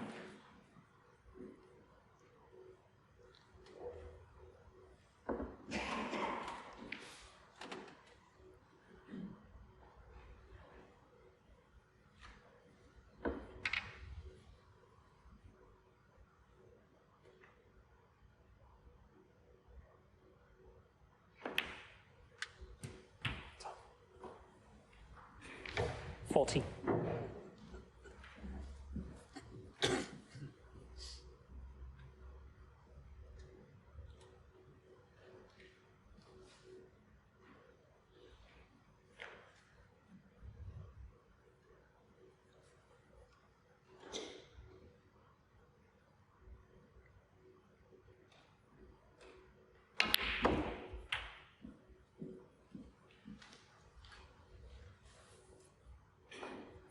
'47.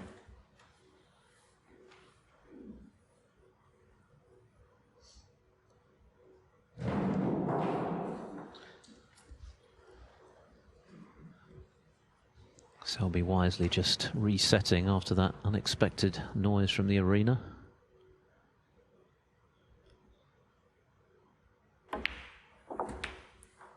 '48. Looking to go ahead in this semi-final for the third time this evening.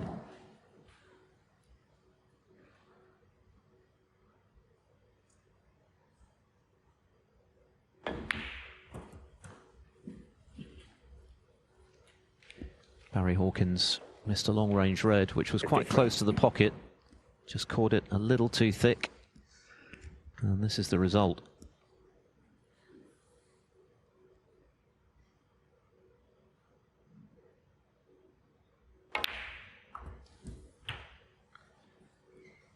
'54.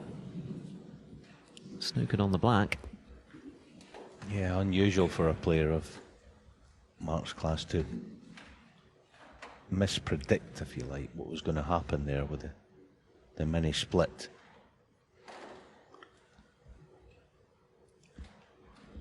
And some concern, because look at the table, it's very tidy, isn't it, for a possible counter-attack from Hawkins if he gets the chance.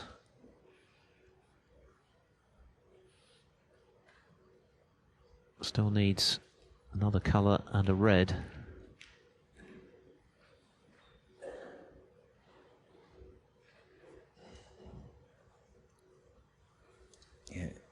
he'd love to attack from here, but the pink is probably thinner than it looks on screen there. It's whether he can get something safe. It's not that easy to get something safe from this shot without compromising the cue ball.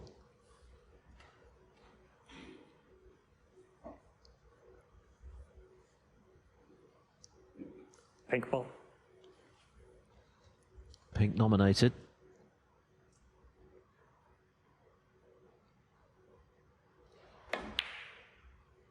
Oh, well played. Still needs another red. I think it was actually very well calculated, as usual. Like I say, getting the colour safe there in a safety shot was he almost couldn't do it. So he thought, I'll pot the pink and now I've got a shot to nothing. Smart piece of thinking. Goodness me, not again. Please just put the phones in your pocket. Just as he was about to strike as well.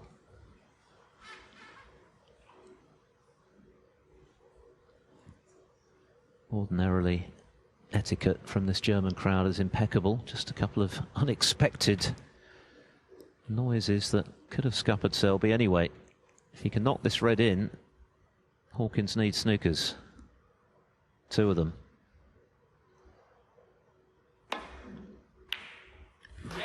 And that's typical of Selby, isn't it? Wasn't fazed by the interruption right in the middle of the pocket.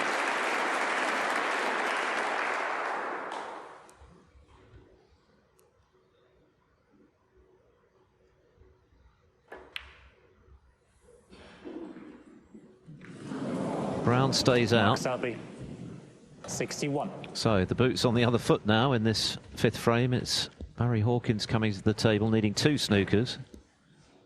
Selby needed 3 and at one stage got it down to 1 on a couple of occasions.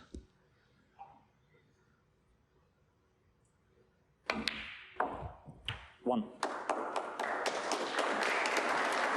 That's Hawkins' first pot in 43 minutes.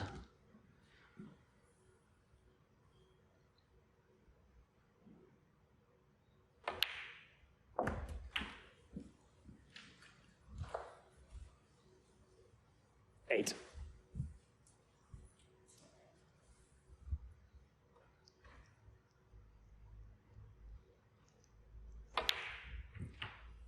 Nine.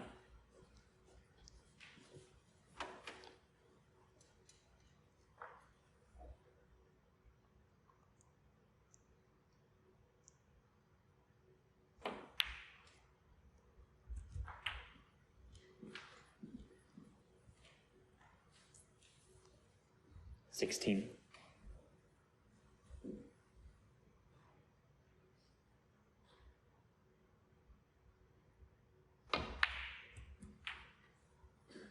Seventeen.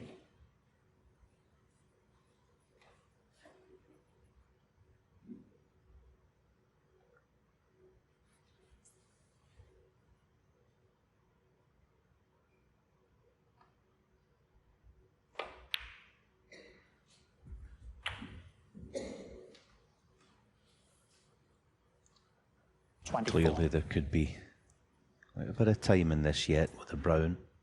As a shield for Barry to obviously make sure Mark can't pot the red. Yeah,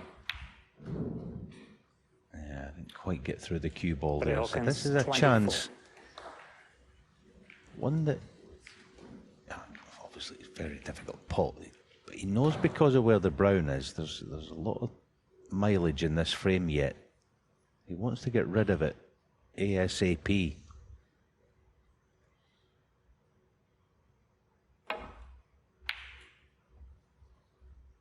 Must confess that does surprise me.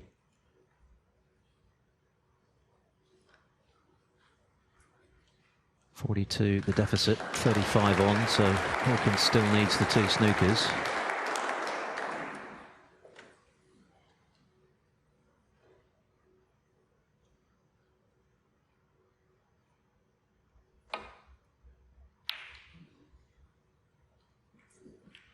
I won't be refusing this one.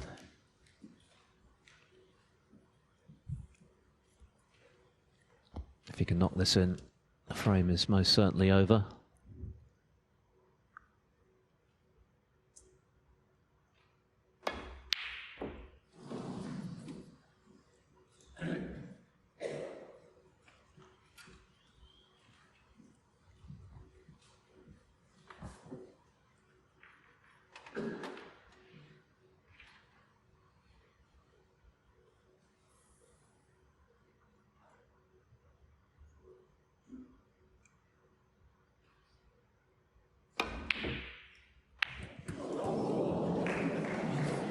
He didn't know anything about the pot, and he's had enough. Yeah, that wasn't part of the plan for Barry Hawkins. So Mark Selby has retaken the lead for the third time this evening here in Nuremberg. He leads Barry Hawkins by 3 frames to 2. Mark Selby ready to go then. 6. Mark Selby to break. Can he pull 2 clear for the first time this evening and really put the pressure on his good friend Barry Hawkins? 3-2 up.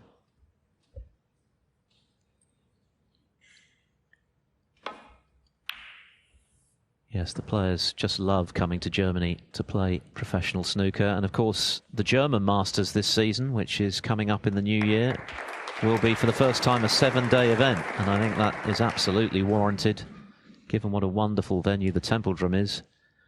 One of the best on the circuit for sure. Fantastic crowds there.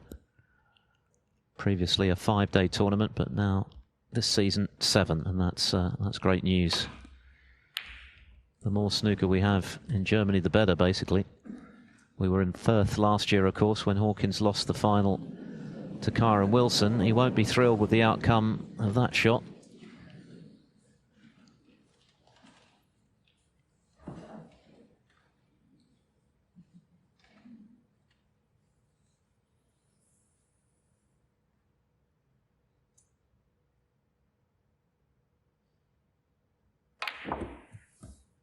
One.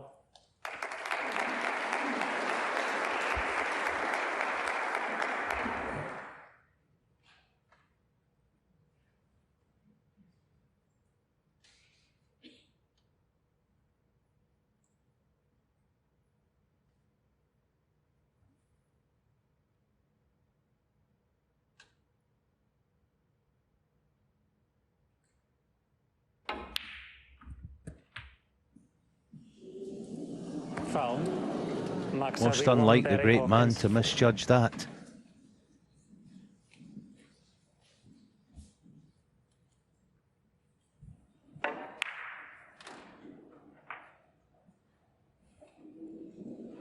Foul.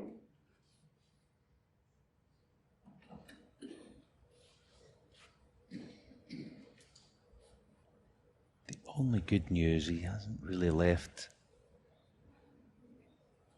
an obvious attacking long red. It's obviously on, but positionally it's not good.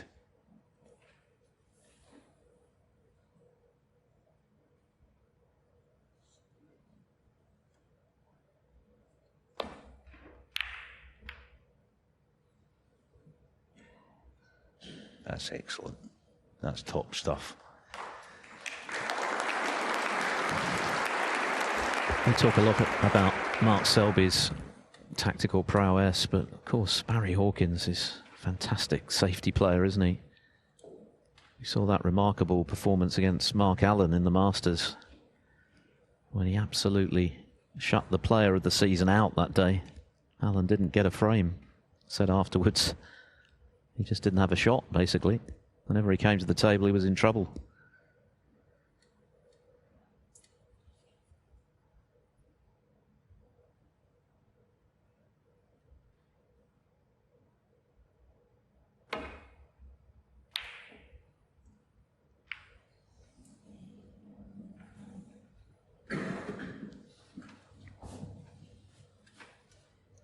Good stuff, wasn't it, from Barry? This is where he's really got to be strong. He's earned this half chance.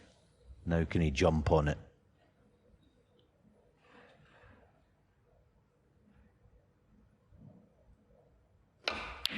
Yes, excellent. Yeah, that wasn't an easy opening red, was it? There was pressure on it. Hasn't had a lot of table time in terms of potting balls of late.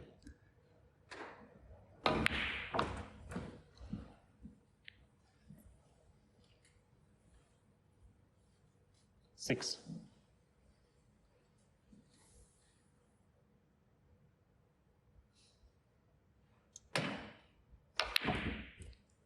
Seven.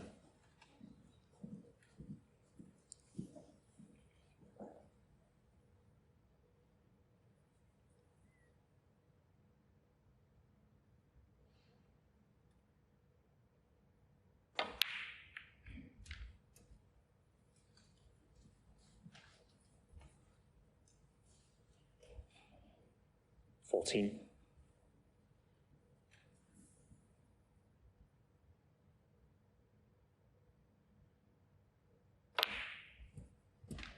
15.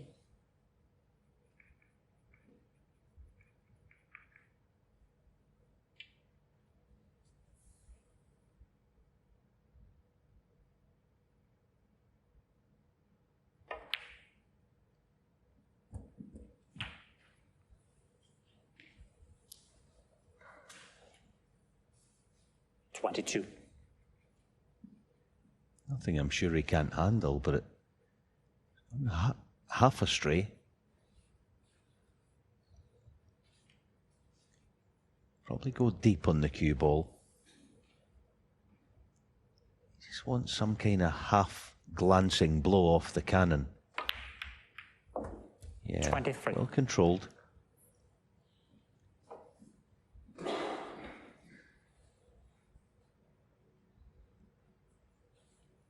He's kind of had to readjust the sat-nav here because it didn't want to play that shot. The bunch has now got a different look to it as opposed to a few shots ago. So he got a few more problems that he weren't foreseen initially.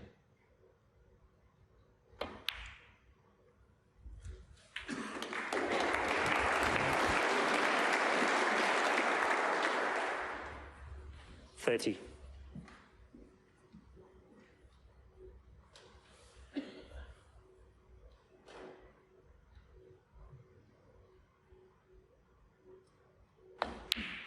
$31.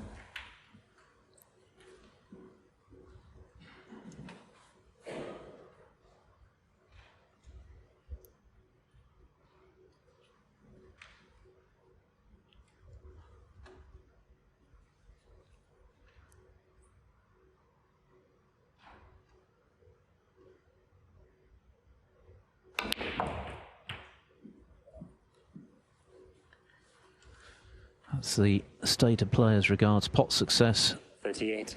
so far. Selby in front in that regard at 92. Of course, the first two frames were immaculate from both of them. Selby with the 134 total clearance. Hawkins responding with 106.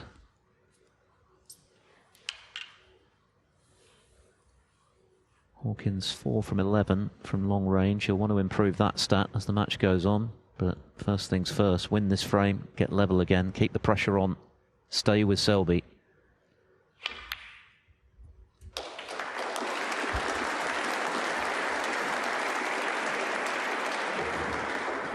$39. Making good use of one of his great assets with the rest, Barry Hawkins there. Excellent control of the cue ball.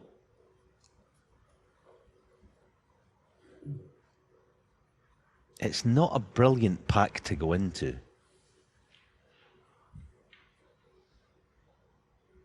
But he doesn't have an awful lot else to play here.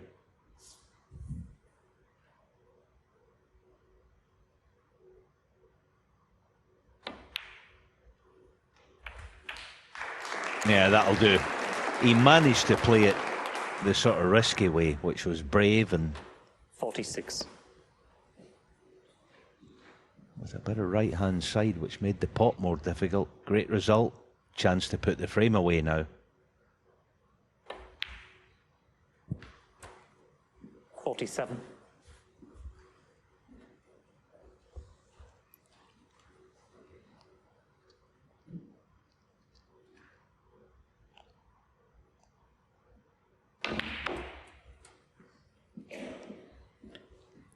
this has been a really good visit so far from Hawkins. The initial red was good. There was pressure on it. 52. Just a case now of finishing the job. That was another good positional shot. 53. His third substantive break of the evening. Of course, he made the century in the second frame.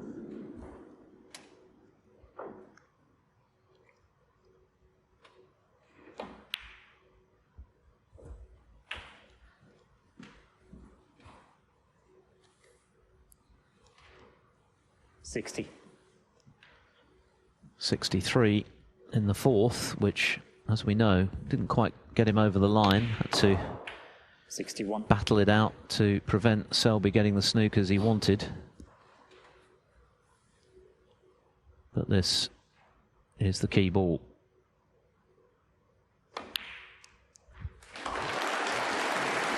Exactly what Hawkins needed.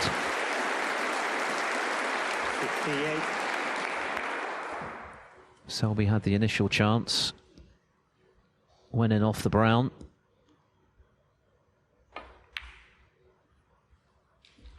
And Hawkins has taken these very well. A nerveless break at a very important juncture.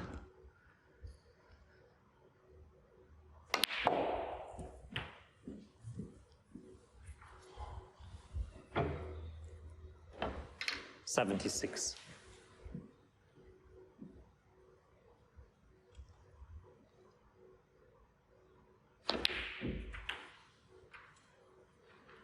$77. Hawkins is in 15th spot in the all-time list of century break makers.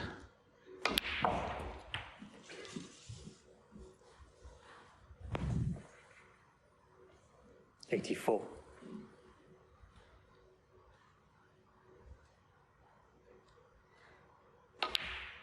$85.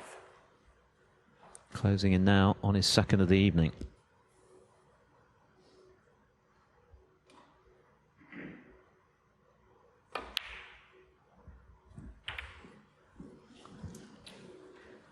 Not quite the cannon he was hoping for. 92.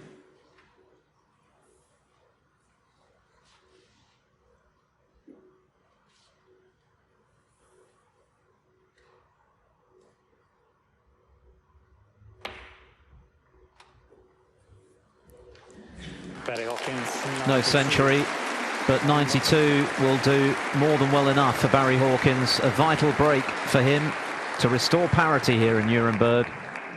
And there's still nothing to choose. It's 3 frames apiece. Thanks, Barry. We're none the wiser as to who's going to prevail this evening than we were 2.5 hours ago when the players walked into the arena. We're still level pegging. 3 times Mark Selby's taken the lead, 3 times Barry Hawkins has been able to reply effectively. And so it's now a best of 5 frame match for a place in the final. And a showdown with Judd Trump.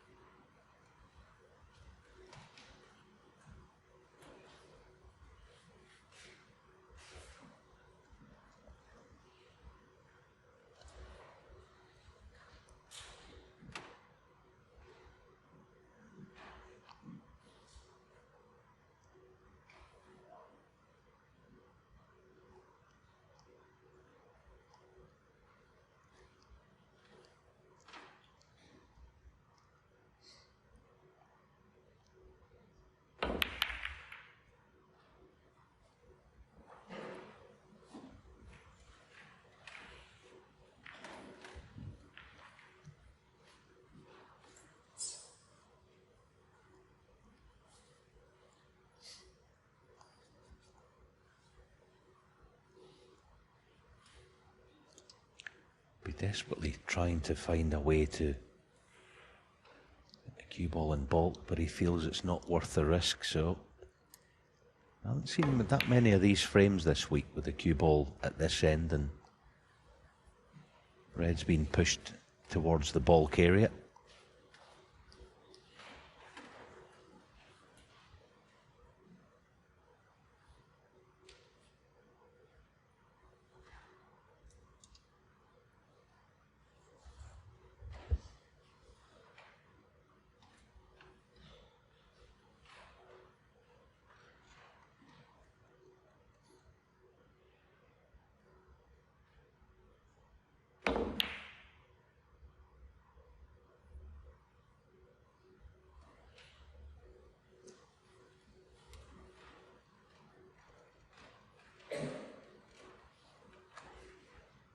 It's not all about getting the cue ball tight to this cushion, but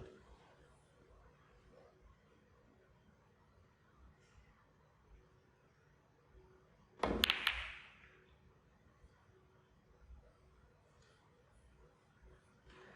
could pay off if you do. Didn't quite manage it there, Mark.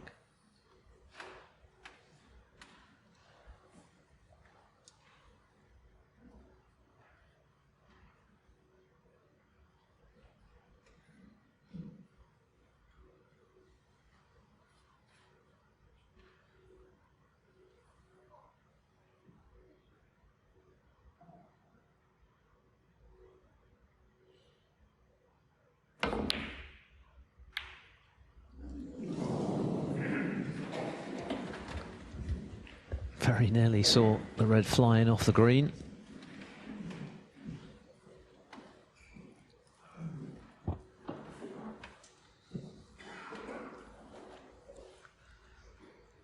Yeah, this shot selection here will tell us a wee bit about how Mark's feeling. The red to right middle.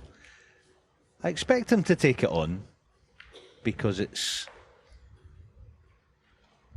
probably 8 out of 10, but there's pressure on it. Could be a frame winner if he gets it, frame loser if he misses, and he has missed. Yeah, it was almost one of those shots where you're duty bound to go for it because, like I say, you get it more than you don't, but of course it's all right having expectant odds and all that, but you only get one shot at it. You don't get those 10 attempts, but no, that's a poor opener by Barry. To leave the cue ball that low.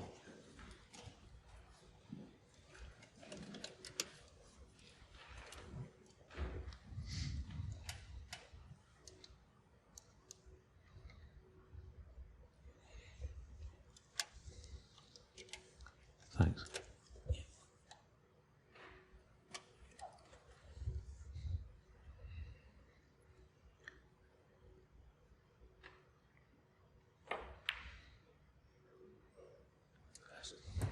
That's a touch of class, that shot.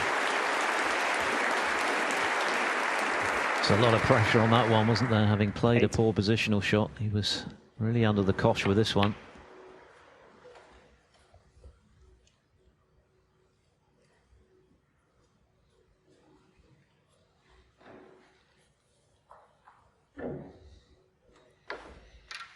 We welcome our viewers on Eurosport 1 to our second Bet Victor European Masters semi-final, which is more than living up to the billing so far. We started with 2 centuries, a total clearance from Mark Selby, albeit launched by a fluked red. It was a superb break. An example of perfect cue ball control. He was never in trouble. Barry Hawkins hit back immediately, stroked in a superb long red on his way to a century, and 1 each. Since then, Selby has twice got himself back in front, and Hawkins each time has responded to level the match.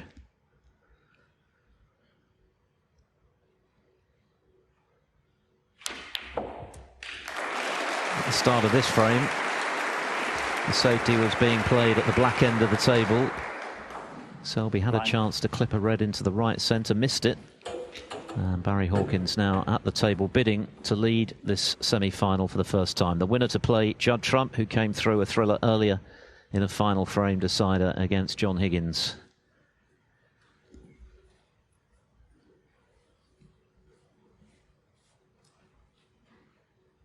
Two hours of match play. Around about 25 minutes of that was a battle at the end of the fourth frame before the interval, with Mark Selby trying to get the initially 3 snookers he needed. He got it down to 1 on a couple of occasions, but ultimately Hawkins held firm for 2 each. That's why the frame time on average is a little higher than it would otherwise have been.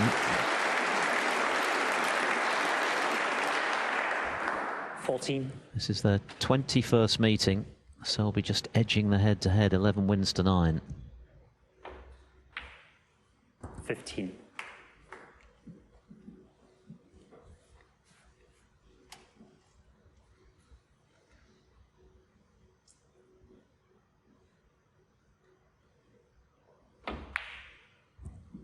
The scoring in this match has generally been very good, but a feature of it, I think, is Barry Hawkins' recovery potting. 20. Like that blue there. All right, he should get it, but he's been able to pull out recovery pots very nicely tonight, just to keep things ticking along. Keep Mark firmly in his seat. He's got to judge this cannon properly. But yeah, it's a mini risk, so that's the alternative. That's just how tight the match is. 3 frames all and only a handful of points between them. Both had a century. 21.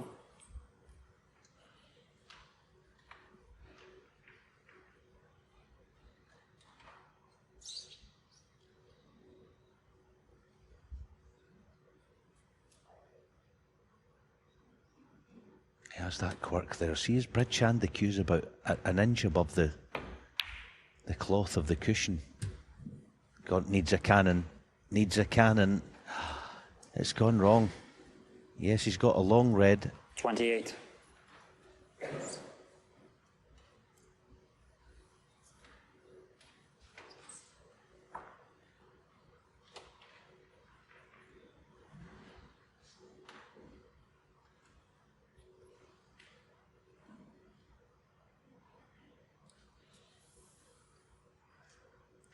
Like I say, recovery potting's been a feature. Can he do it again? Not this time. And he's angry. 28.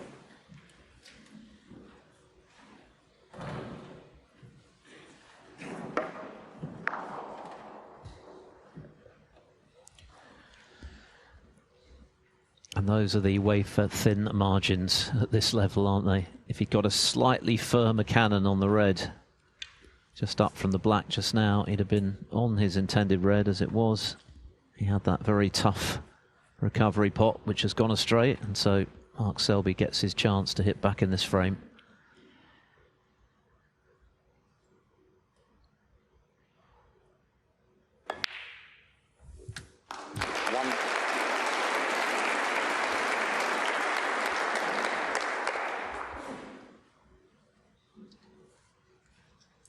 Yeah, good pot, but he's somewhat landed in no man's land. Sit between the devil and the deep blue sea here with this. Yeah, blue to corner. It's never easy when the cue ball's close to the object ball to pick your line.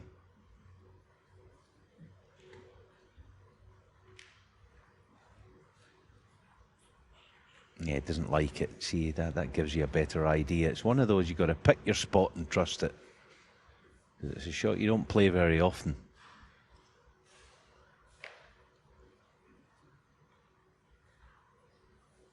He doesn't look overly convinced about it. Got to say that, yeah. With good reason. Big shot. 3 all. 27 behind. Reds are handy. Big shot. Marcel. He just was never convinced by it.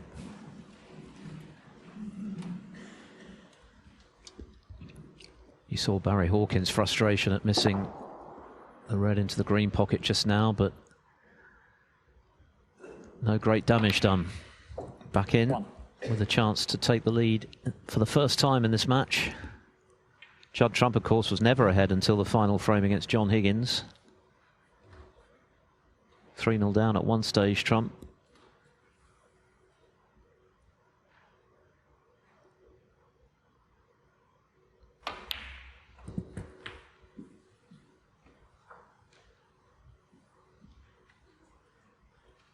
Free.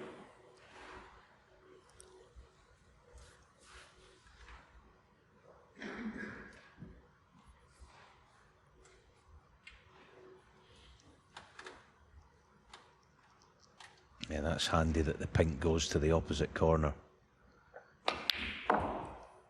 4.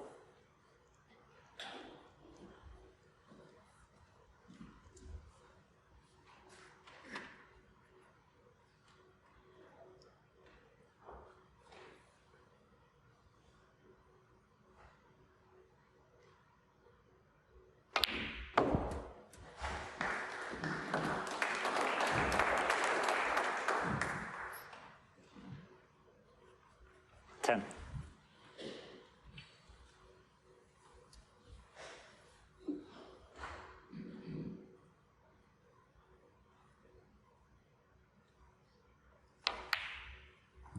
Eleven.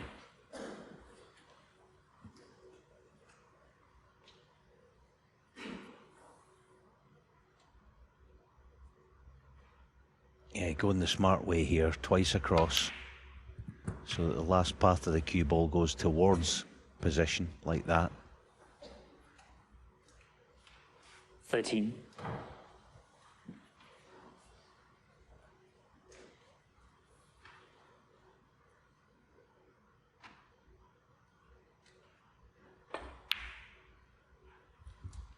Fourteen.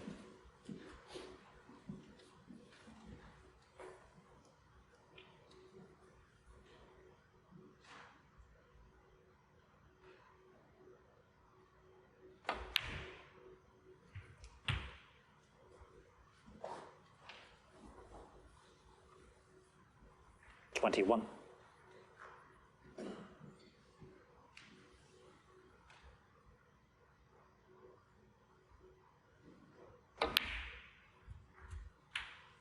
Twenty-two.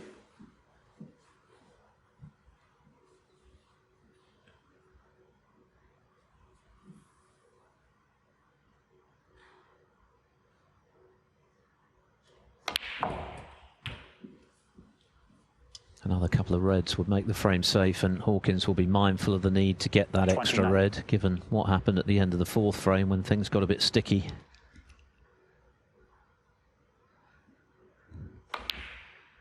30.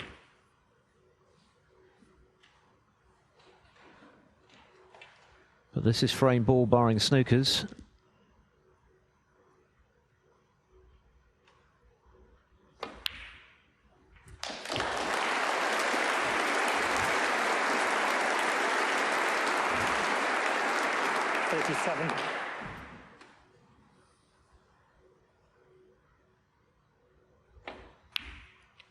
And no mistake 28. this time. So Hawkins in unfamiliar territory now in this match. He's got his nose in front and within 2 frames of the final. Mark Selby had the chance, landed a bit awkwardly on the blue, clearly didn't fancy it, took a long time thinking about it 45. before jawing it into the right corner, and he's paid the price. 46.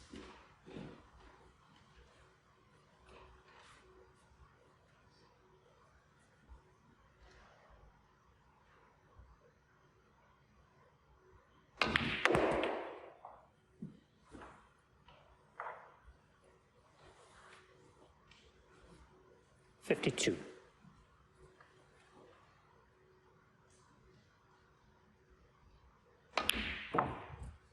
53.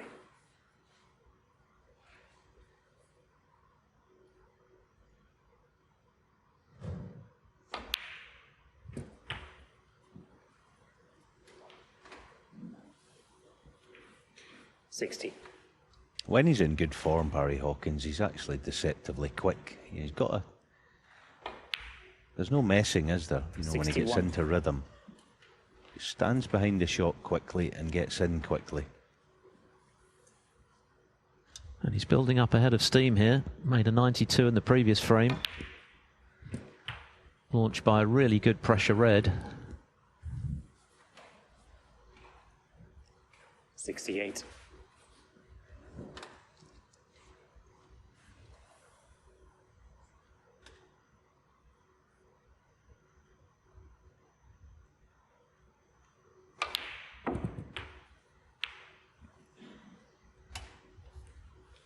$70. Foul. Max Selby. 7. Barry Hawkins. 70. That break of 70, though, more than enough for Barry Hawkins to edge in front for the first time in our second semi-final here in Nuremberg. And it's Mark Selby's turn to try and find a response. Hawkins within 2 frames of his 10th ranking final appearance. He leads the 4 times world champion 4-3. Judd Trump turning it on earlier to beat John Higgins by the odd frame. And now Mark Selby looking to avoid falling 2 down with 3 to play in frame 8.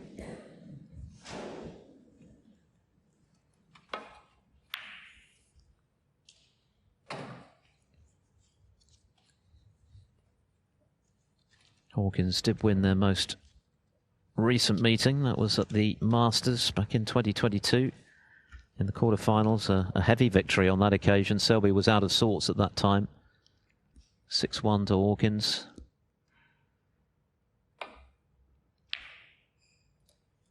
Selby edging the overall head-to-head 11-9, but that's a mistake.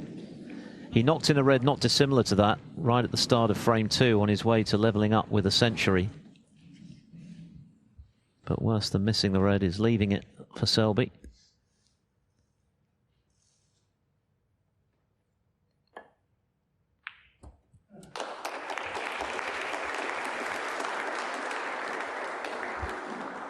One.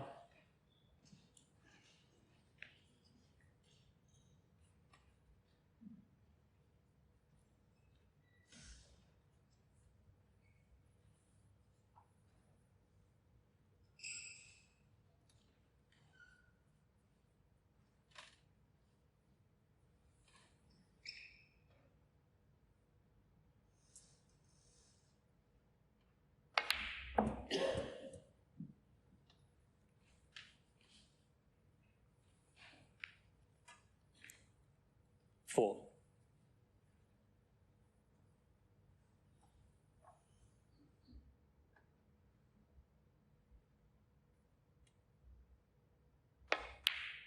Five.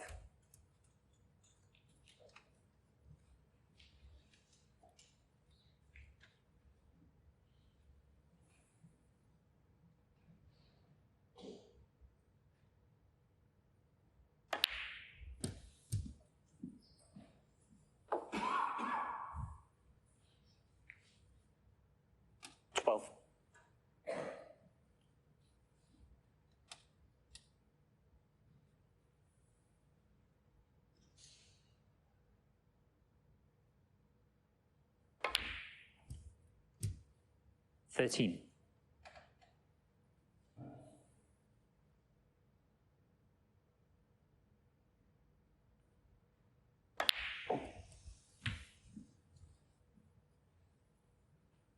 Yeah, played that nicely.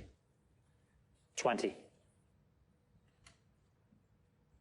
imperative that he did do, as far as potentially promoting 1 or 2 reds, possibly, from this. 21. He couldn't quite manage it, so. I'm going to formulate a plan in his mind about the bunch of reds.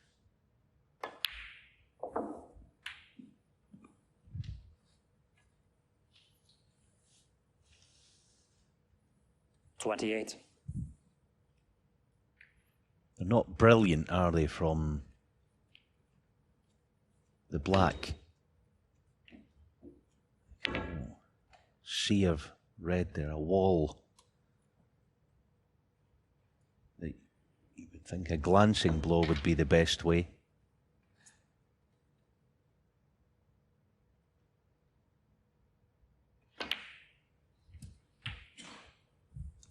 $29.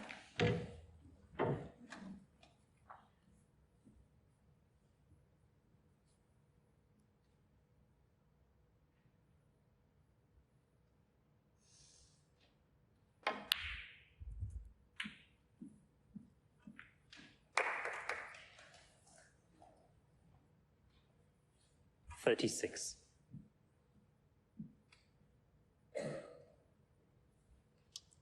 Selby would have been grateful to get an early opportunity, an easy starter after Hawkins missed the long red and left it over the right centre pocket. He'd only scored 9 points in the previous 2 frames combined, sitting out those big breaks of 92 and 70 from that man. Yeah, I think that's a good choice going back for blue. Oh, he played 37. that fantastic. That is absolutely perfect because he can now get control of the cue ball. Yes, it's with pace and lots of spin, but he can screw off the face of the pink. Brilliant shot.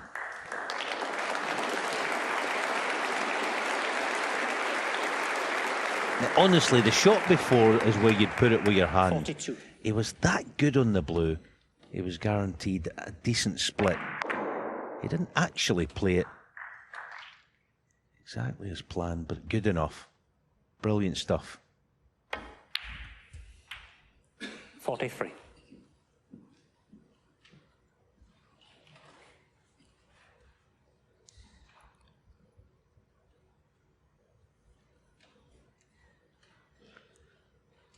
Yeah, you can tell Selby just a little irked that for once he didn't get top side of the blue as he wanted.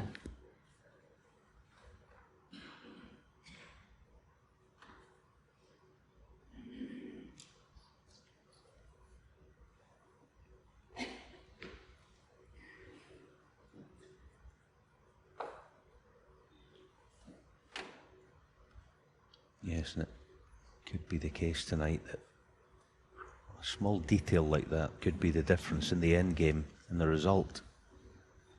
Just a small mistake here and there.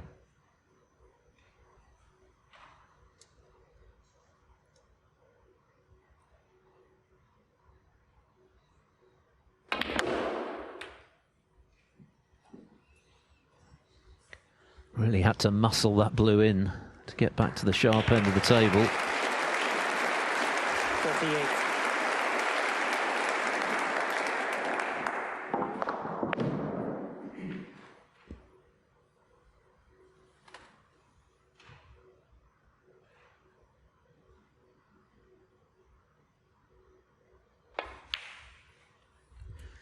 $49. Standard has, in the main, been extremely good in this match all the way through. Of course, we started with a century apiece.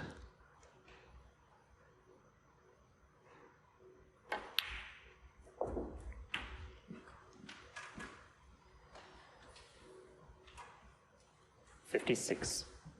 Since then, Hawkins has made 63, and in the last 2 frames, 92 and 70.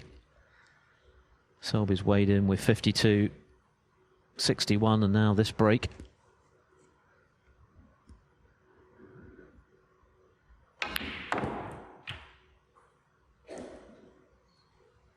$57.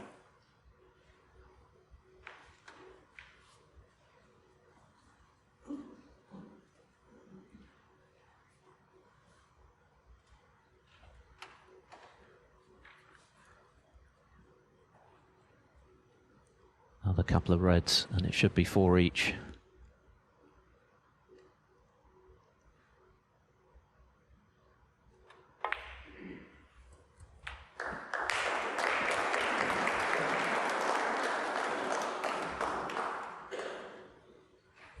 $62.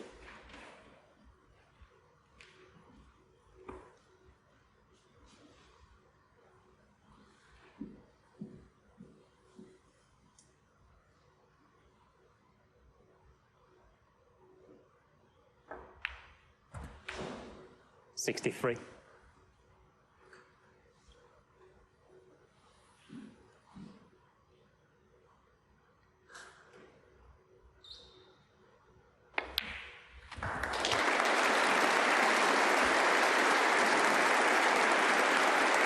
As usual, the crowd alive to the situation. 69. I know that Hawkins now needs a snooker. He's surely not going to get the chance to play for one, though.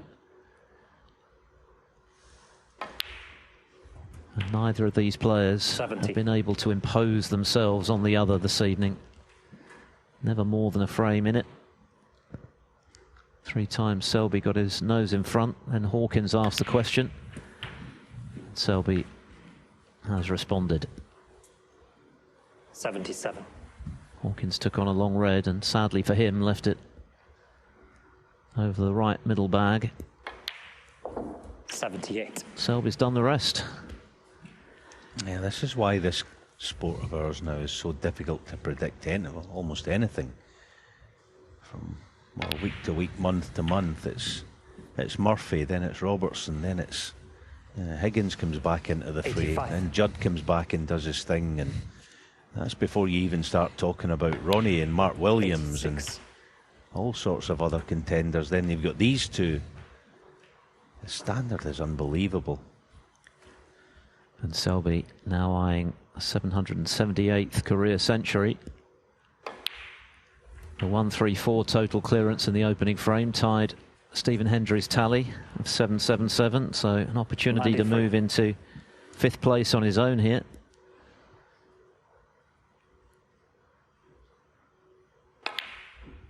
'94. And it has been an excellent break, that excellent positional shot that he played to get into a position to open the bunch of reds. It was the key one.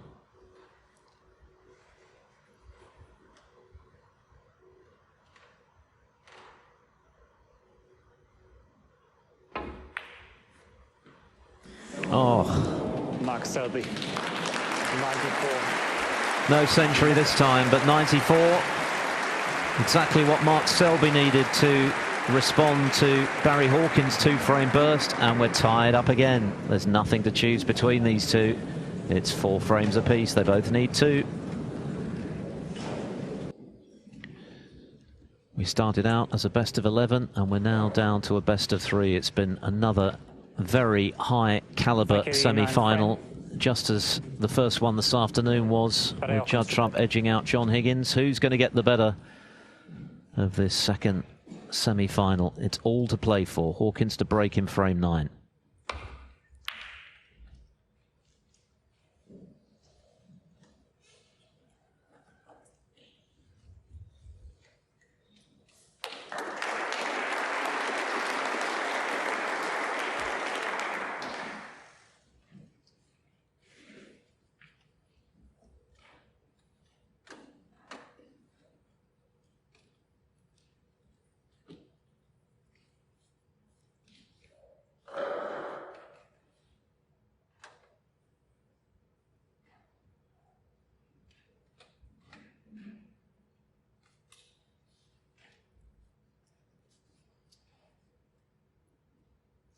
Yeah, big problems here. The yellow is blocking the one cushion and into the bunch route.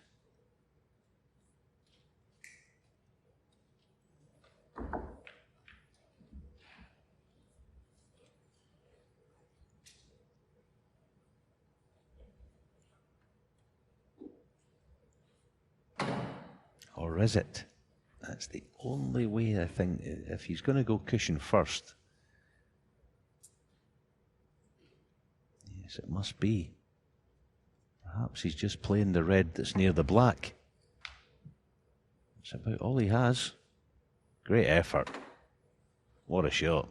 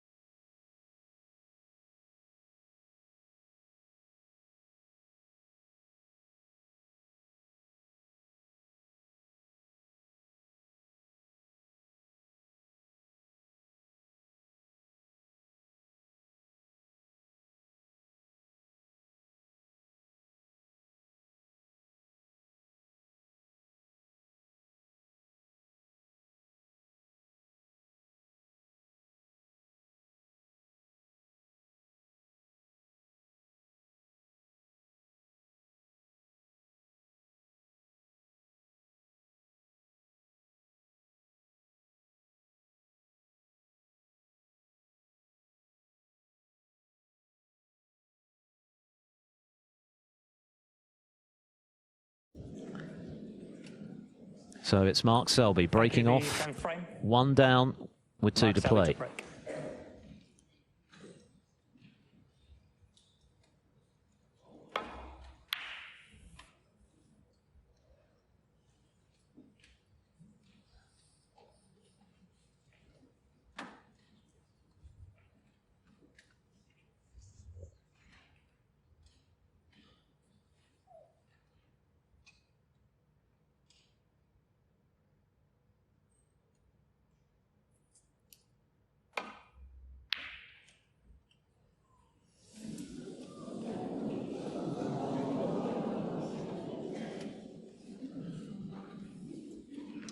Very nearly the in-off.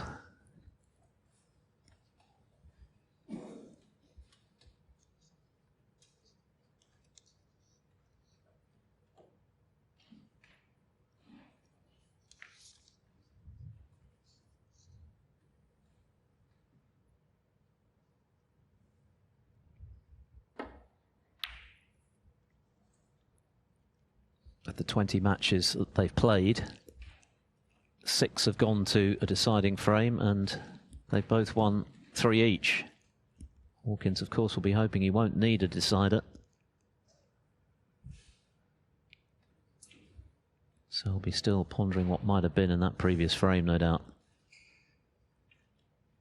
But what a clearance it was from Hawkins.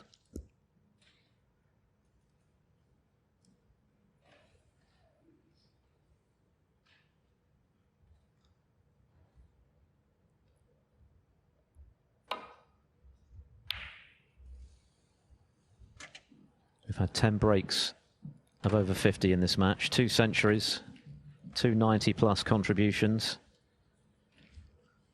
Standard has been sky high.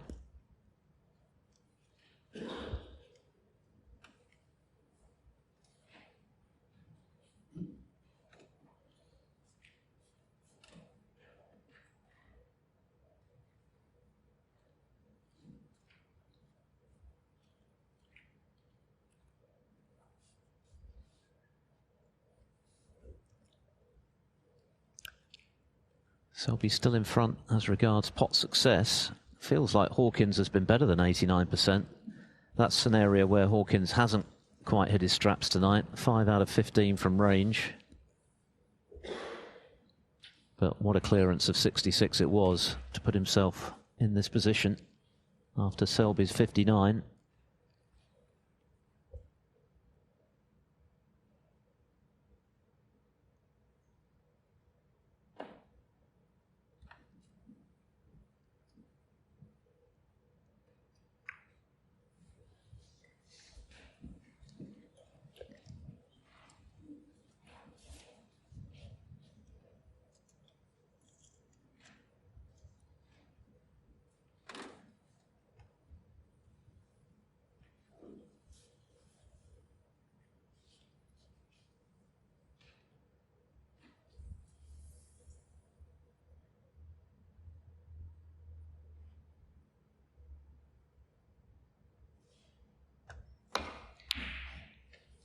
And once again, Hawkins not quite finding the range from distance.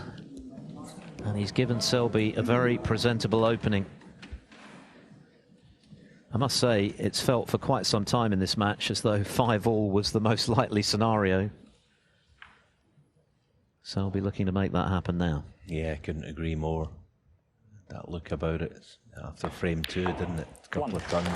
1 apiece, and it was never going to be a runaway victory.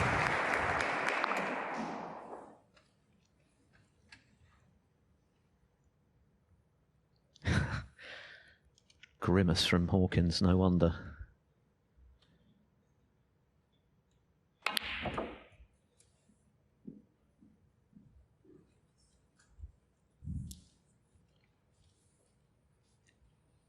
Yeah, it was a beautifully played shot. So good that he can almost pick his spot now for the, what you would imagine, wouldn't you? Low black. Bring some reds into play.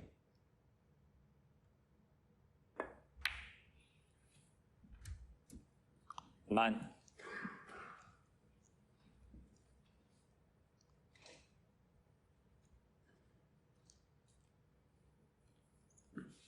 Yeah, it just depends if the middle red of the three loose ones goes, then he can just play a nice easy push cannon on the end one. Appears that it does. Yeah, so the push cannon played it lovely.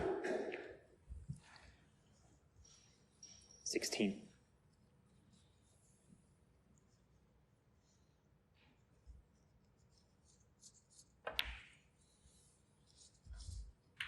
$17.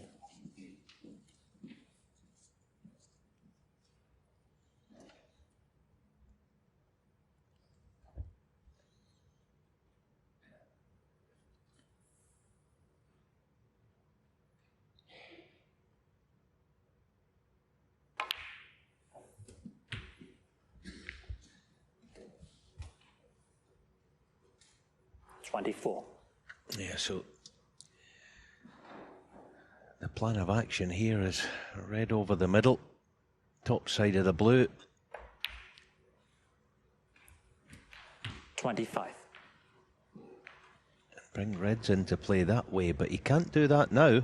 It's going to have to be the bunch this time.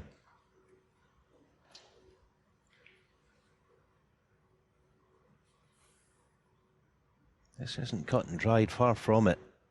Got to get the cue ball out of there somehow, away from the pack. Couldn't do it. End of break, barring a double. 32. Visibly frustrated at the break, barring a double. It's come to a premature end, 32 in front.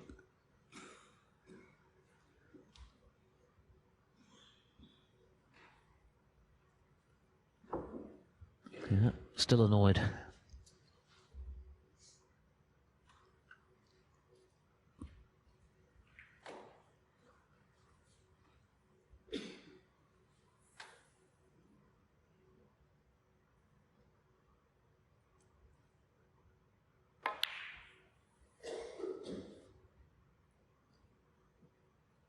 Mark Selby, 32.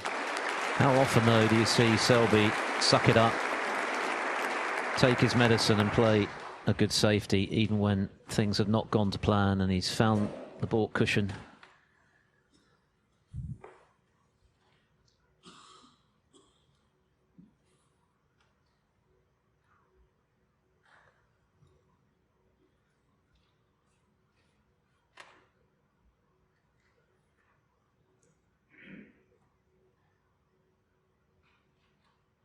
Yeah, it's a good point you make, Phil. He's always been exceptional at shaking it off, a disappointment.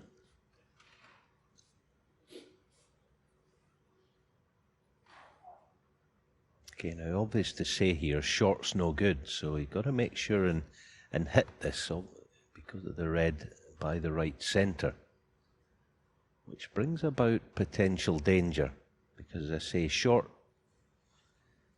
is not an option.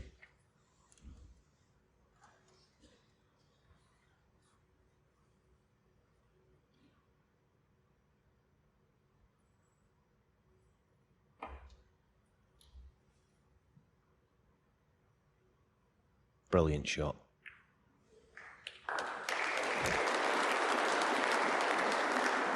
Touching ball.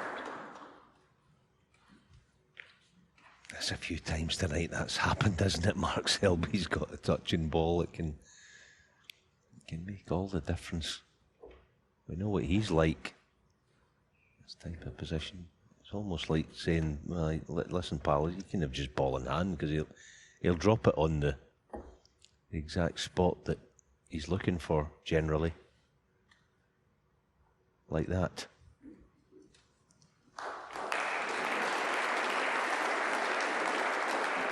And he's such a tinker, you know, Marcel, but he's actually blocked, not so much deliberately, but he's blocked off that last shot that Hawkins played into the left half of the bunch.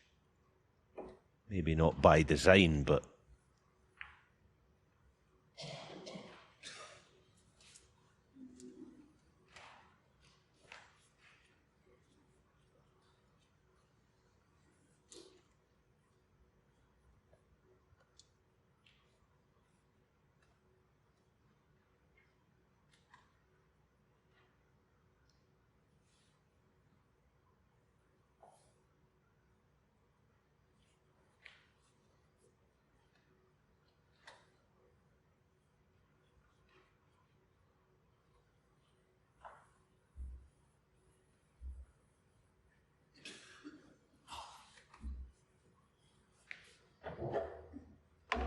Selby's a tall guy, but even for him, that's a bit of a stretch, so out comes the rest.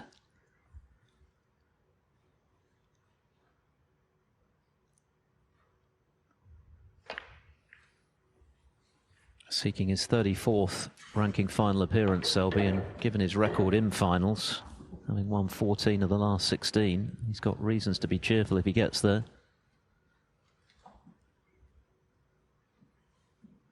But work to be done. Still smarting, I'm sure, from the manner in which he lost the previous frame. What a terrific clearance it was from Hawkins to deny him.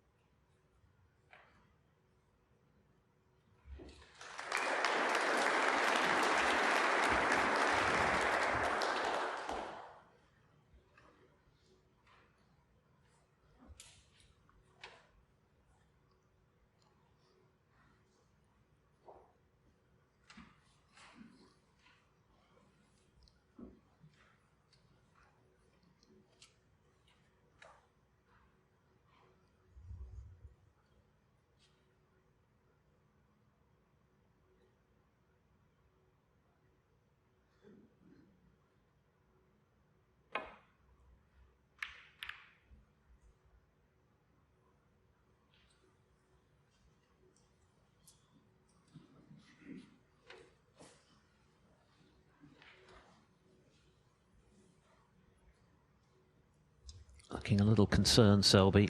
Now, Barry Hawkins' long potting has been indifferent tonight. Can he slot one in when it really matters?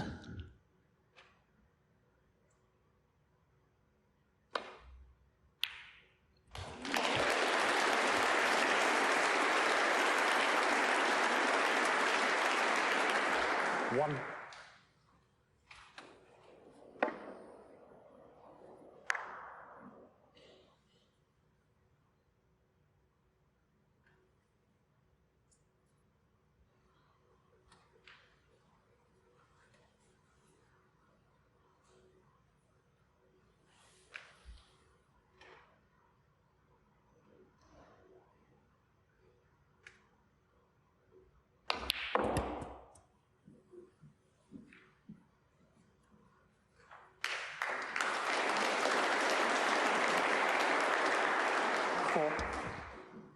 Hard to believe that it's 6.5 years ago since Hawkins last lifted a ranking title. He's been in 4 finals since then. 5.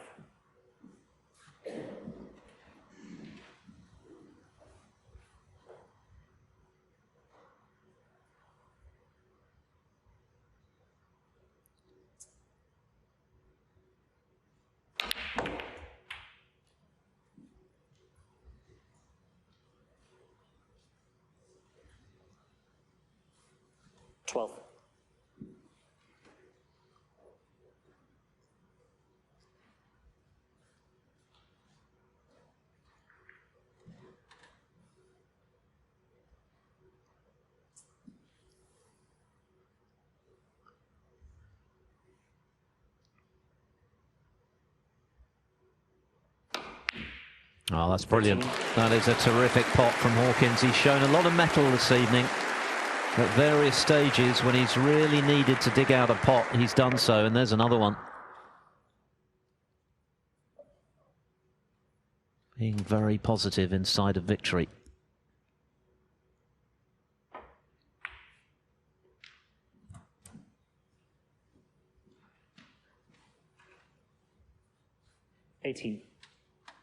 This tournament, remember, last season was his only real highlight. He underperformed in the final, played superbly to get there before losing heavily to Kyron Wilson, and only one other round of 16 appearance in a ranking event all season. 19. Lost out in world qualifying, having slipped out of the top 16 to Jack Jones. Clearly very determined to start this new campaign on the front foot, and he's already done that.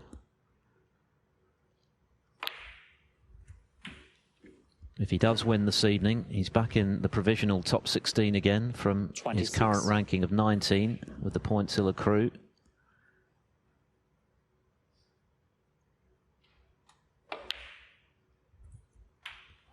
And I think 27. given what a high quality match this has been, if he can beat Selby playing as well as Selby has, that really will be a major boost for him. Mobile phone going off, that's very rare here in Germany.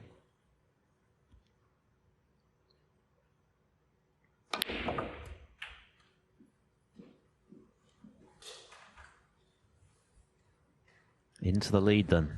34.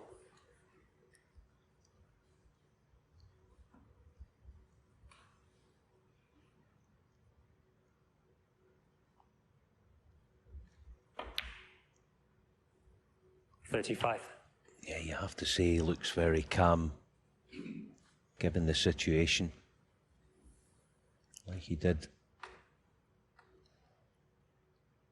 And that fantastic clearance that he made to get himself in this potential winning position. 42.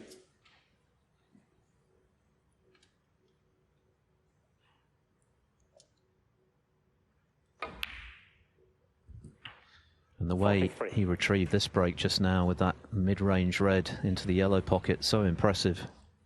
Didn't flinch, didn't think twice about taking it on, got it. Still plenty to do here with a few awkward reds to negotiate, but he's going very nicely at the moment.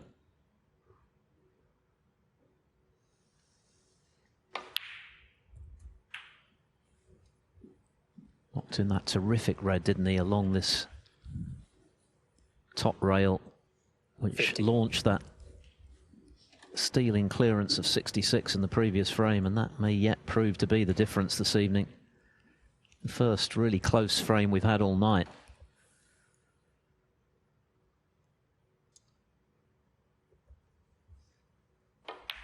Yeah, excellent pot. He gave us a little window into his mind there. What the plan is lift the red from this shot, because he's going to need two in addition, two reds that is, in addition to this black.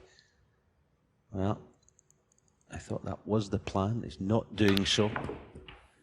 Perhaps it's red off this red in terms of promoting 58. one. Just double checking. 26 to the good. This is the key shot then. Lift the red, no problem. Can he get the cue ball out of there? Yes, he can. Well, the 66 in the previous frame was superb. This would be even better. He had an awful lot to do when he came back to the table after Selby had to settle for 32.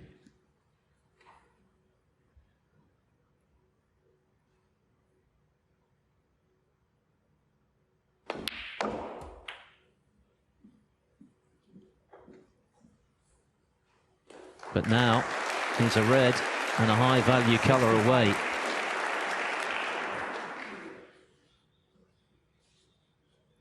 Mark Selby was on the cusp of a 5-4 lead. Lost prime position, missed. Hawkins stepped in with that superb Higgins-esque clearance. He was in first again here. 66. Couldn't make the most of it, and this has been a quite superb break. And now the moment of truth for Barry Hawkins. For the match, barring snookers.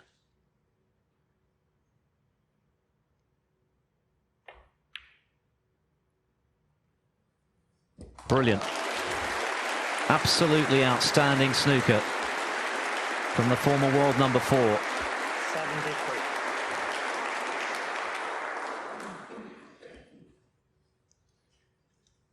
Equally, he'll know that until this red goes in, the match isn't over, because we know what Mark Selby can do from snookers required. Very nearly turned that fourth frame around when he needed 3 at one stage.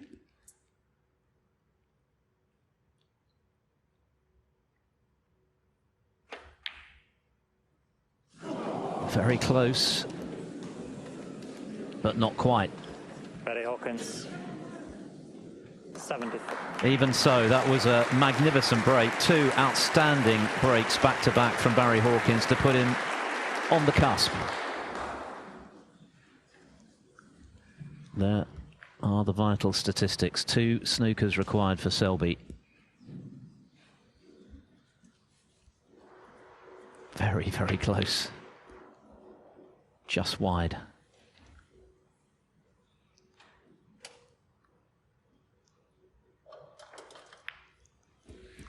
One.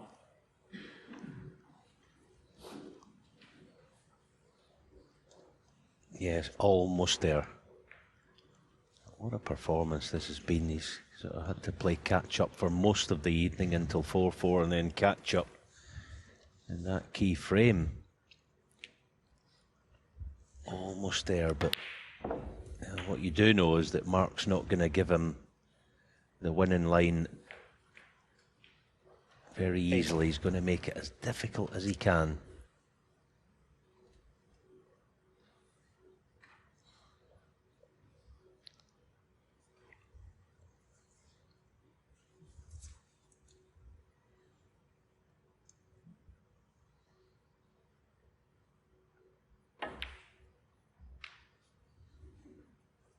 Mark Selby.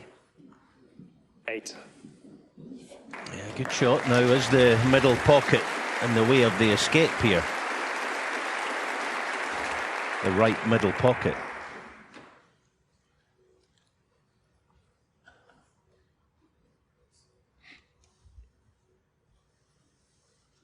I actually think going the left-hand cushion makes it a bigger target. And also, the middle pocket's not an issue. This looks a bit dicey going this way.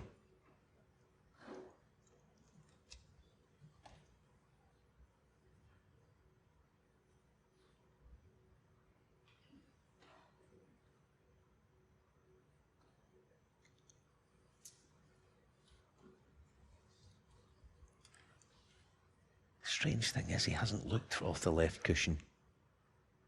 I think that would be the percentage play.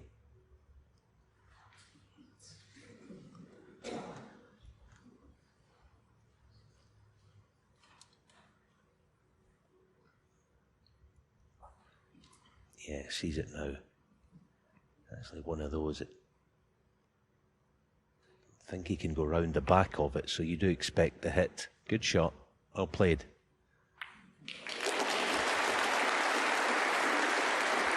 So, tap on the table from Mark Selby, who still needs 2 snookers to keep his European Masters hopes alive. Champion in this tournament in 2020.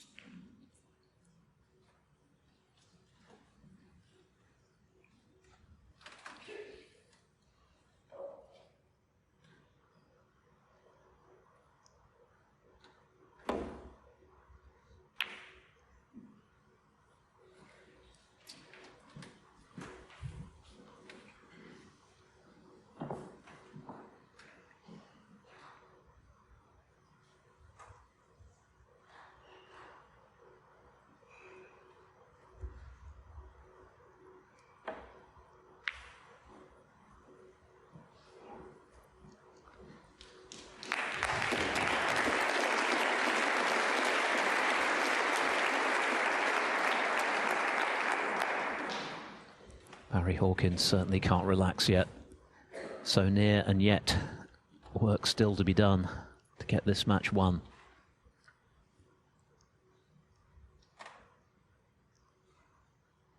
He's somehow able to pose questions that Einstein would have trouble with, wouldn't it? You know, it's not just a snooker. There's extra jeopardy involved in it somehow.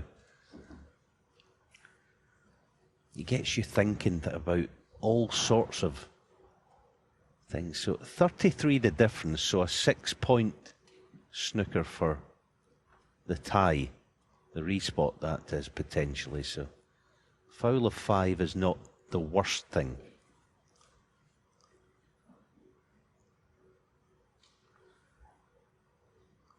obviously flirting with the blue.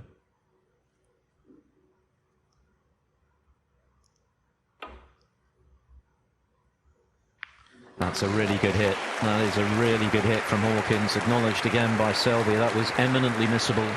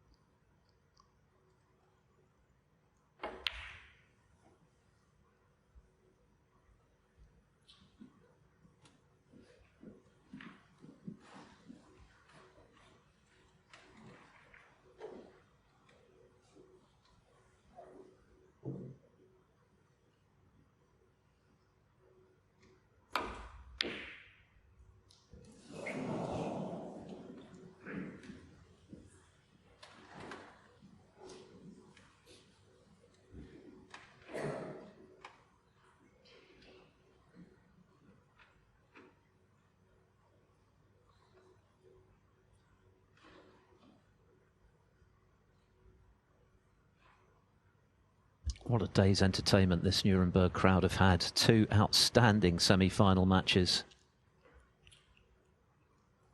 And now the drama of Mark Selby trying to turn this frame around from a very unpromising position. Everyone glued to the action. The quality has been sky high in both semis.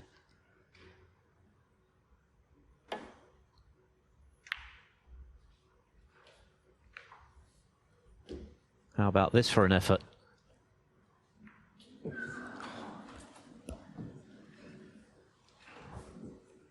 To the relief of Hawkins. Selby just caught the black, otherwise he could have been right behind it.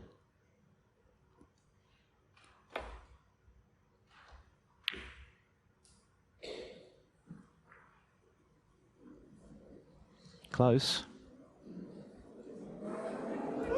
In.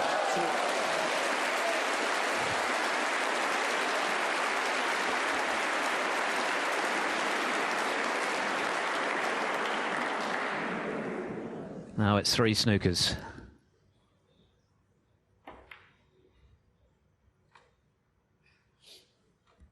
Hawkins, 2.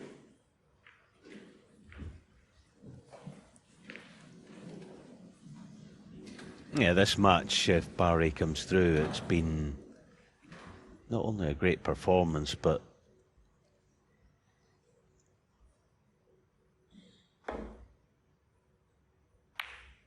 it's a reminder, actually, not least of all to him and Barry himself, of how well he can, but he knows it how well. But it's nice to get justification of it in, you know, something tangible, an actual match, a massive semi-final against one of the game's greats. And he's produced backs to the wall at times, and he's produced the goods. And it's not as though Selby's had an off night, is it? I mean, Mark Selby's played some outstanding snooker in this match. He started with a 1-3-4 total clearance. Both players have scored very heavily throughout the evening. But the previous frame was key, wasn't it? It was the way in which Hawkins turned it around with that nerveless clearance of 66 after Selby had led by 59. And then the break he made in this frame was arguably even better. That's what has left Selby in this predicament. Now needing 3 snookers, with Hawkins having potted the yellow just now.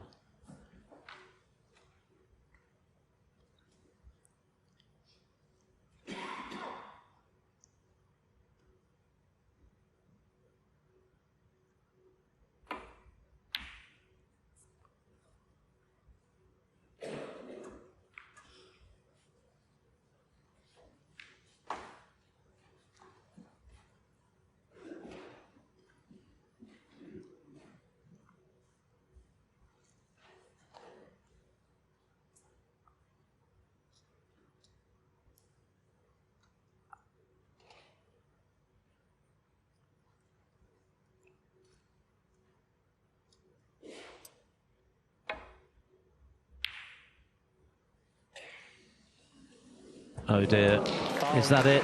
I think it is. I think it is. Mark Selby offers his hand and his congratulations to his good friend Barry Hawkins. What a semi-final that was. What a day of snooker we've had here in Nuremberg. But it's Barry Hawkins who has come through with two of the best breaks he'll have ever made in a big match to his 10th ranking final. He is delighted, understandably. Mark Selby played some terrific stuff, but Barry Hawkins was just too good for him on the night. He's through to the final, 6 frames to 4.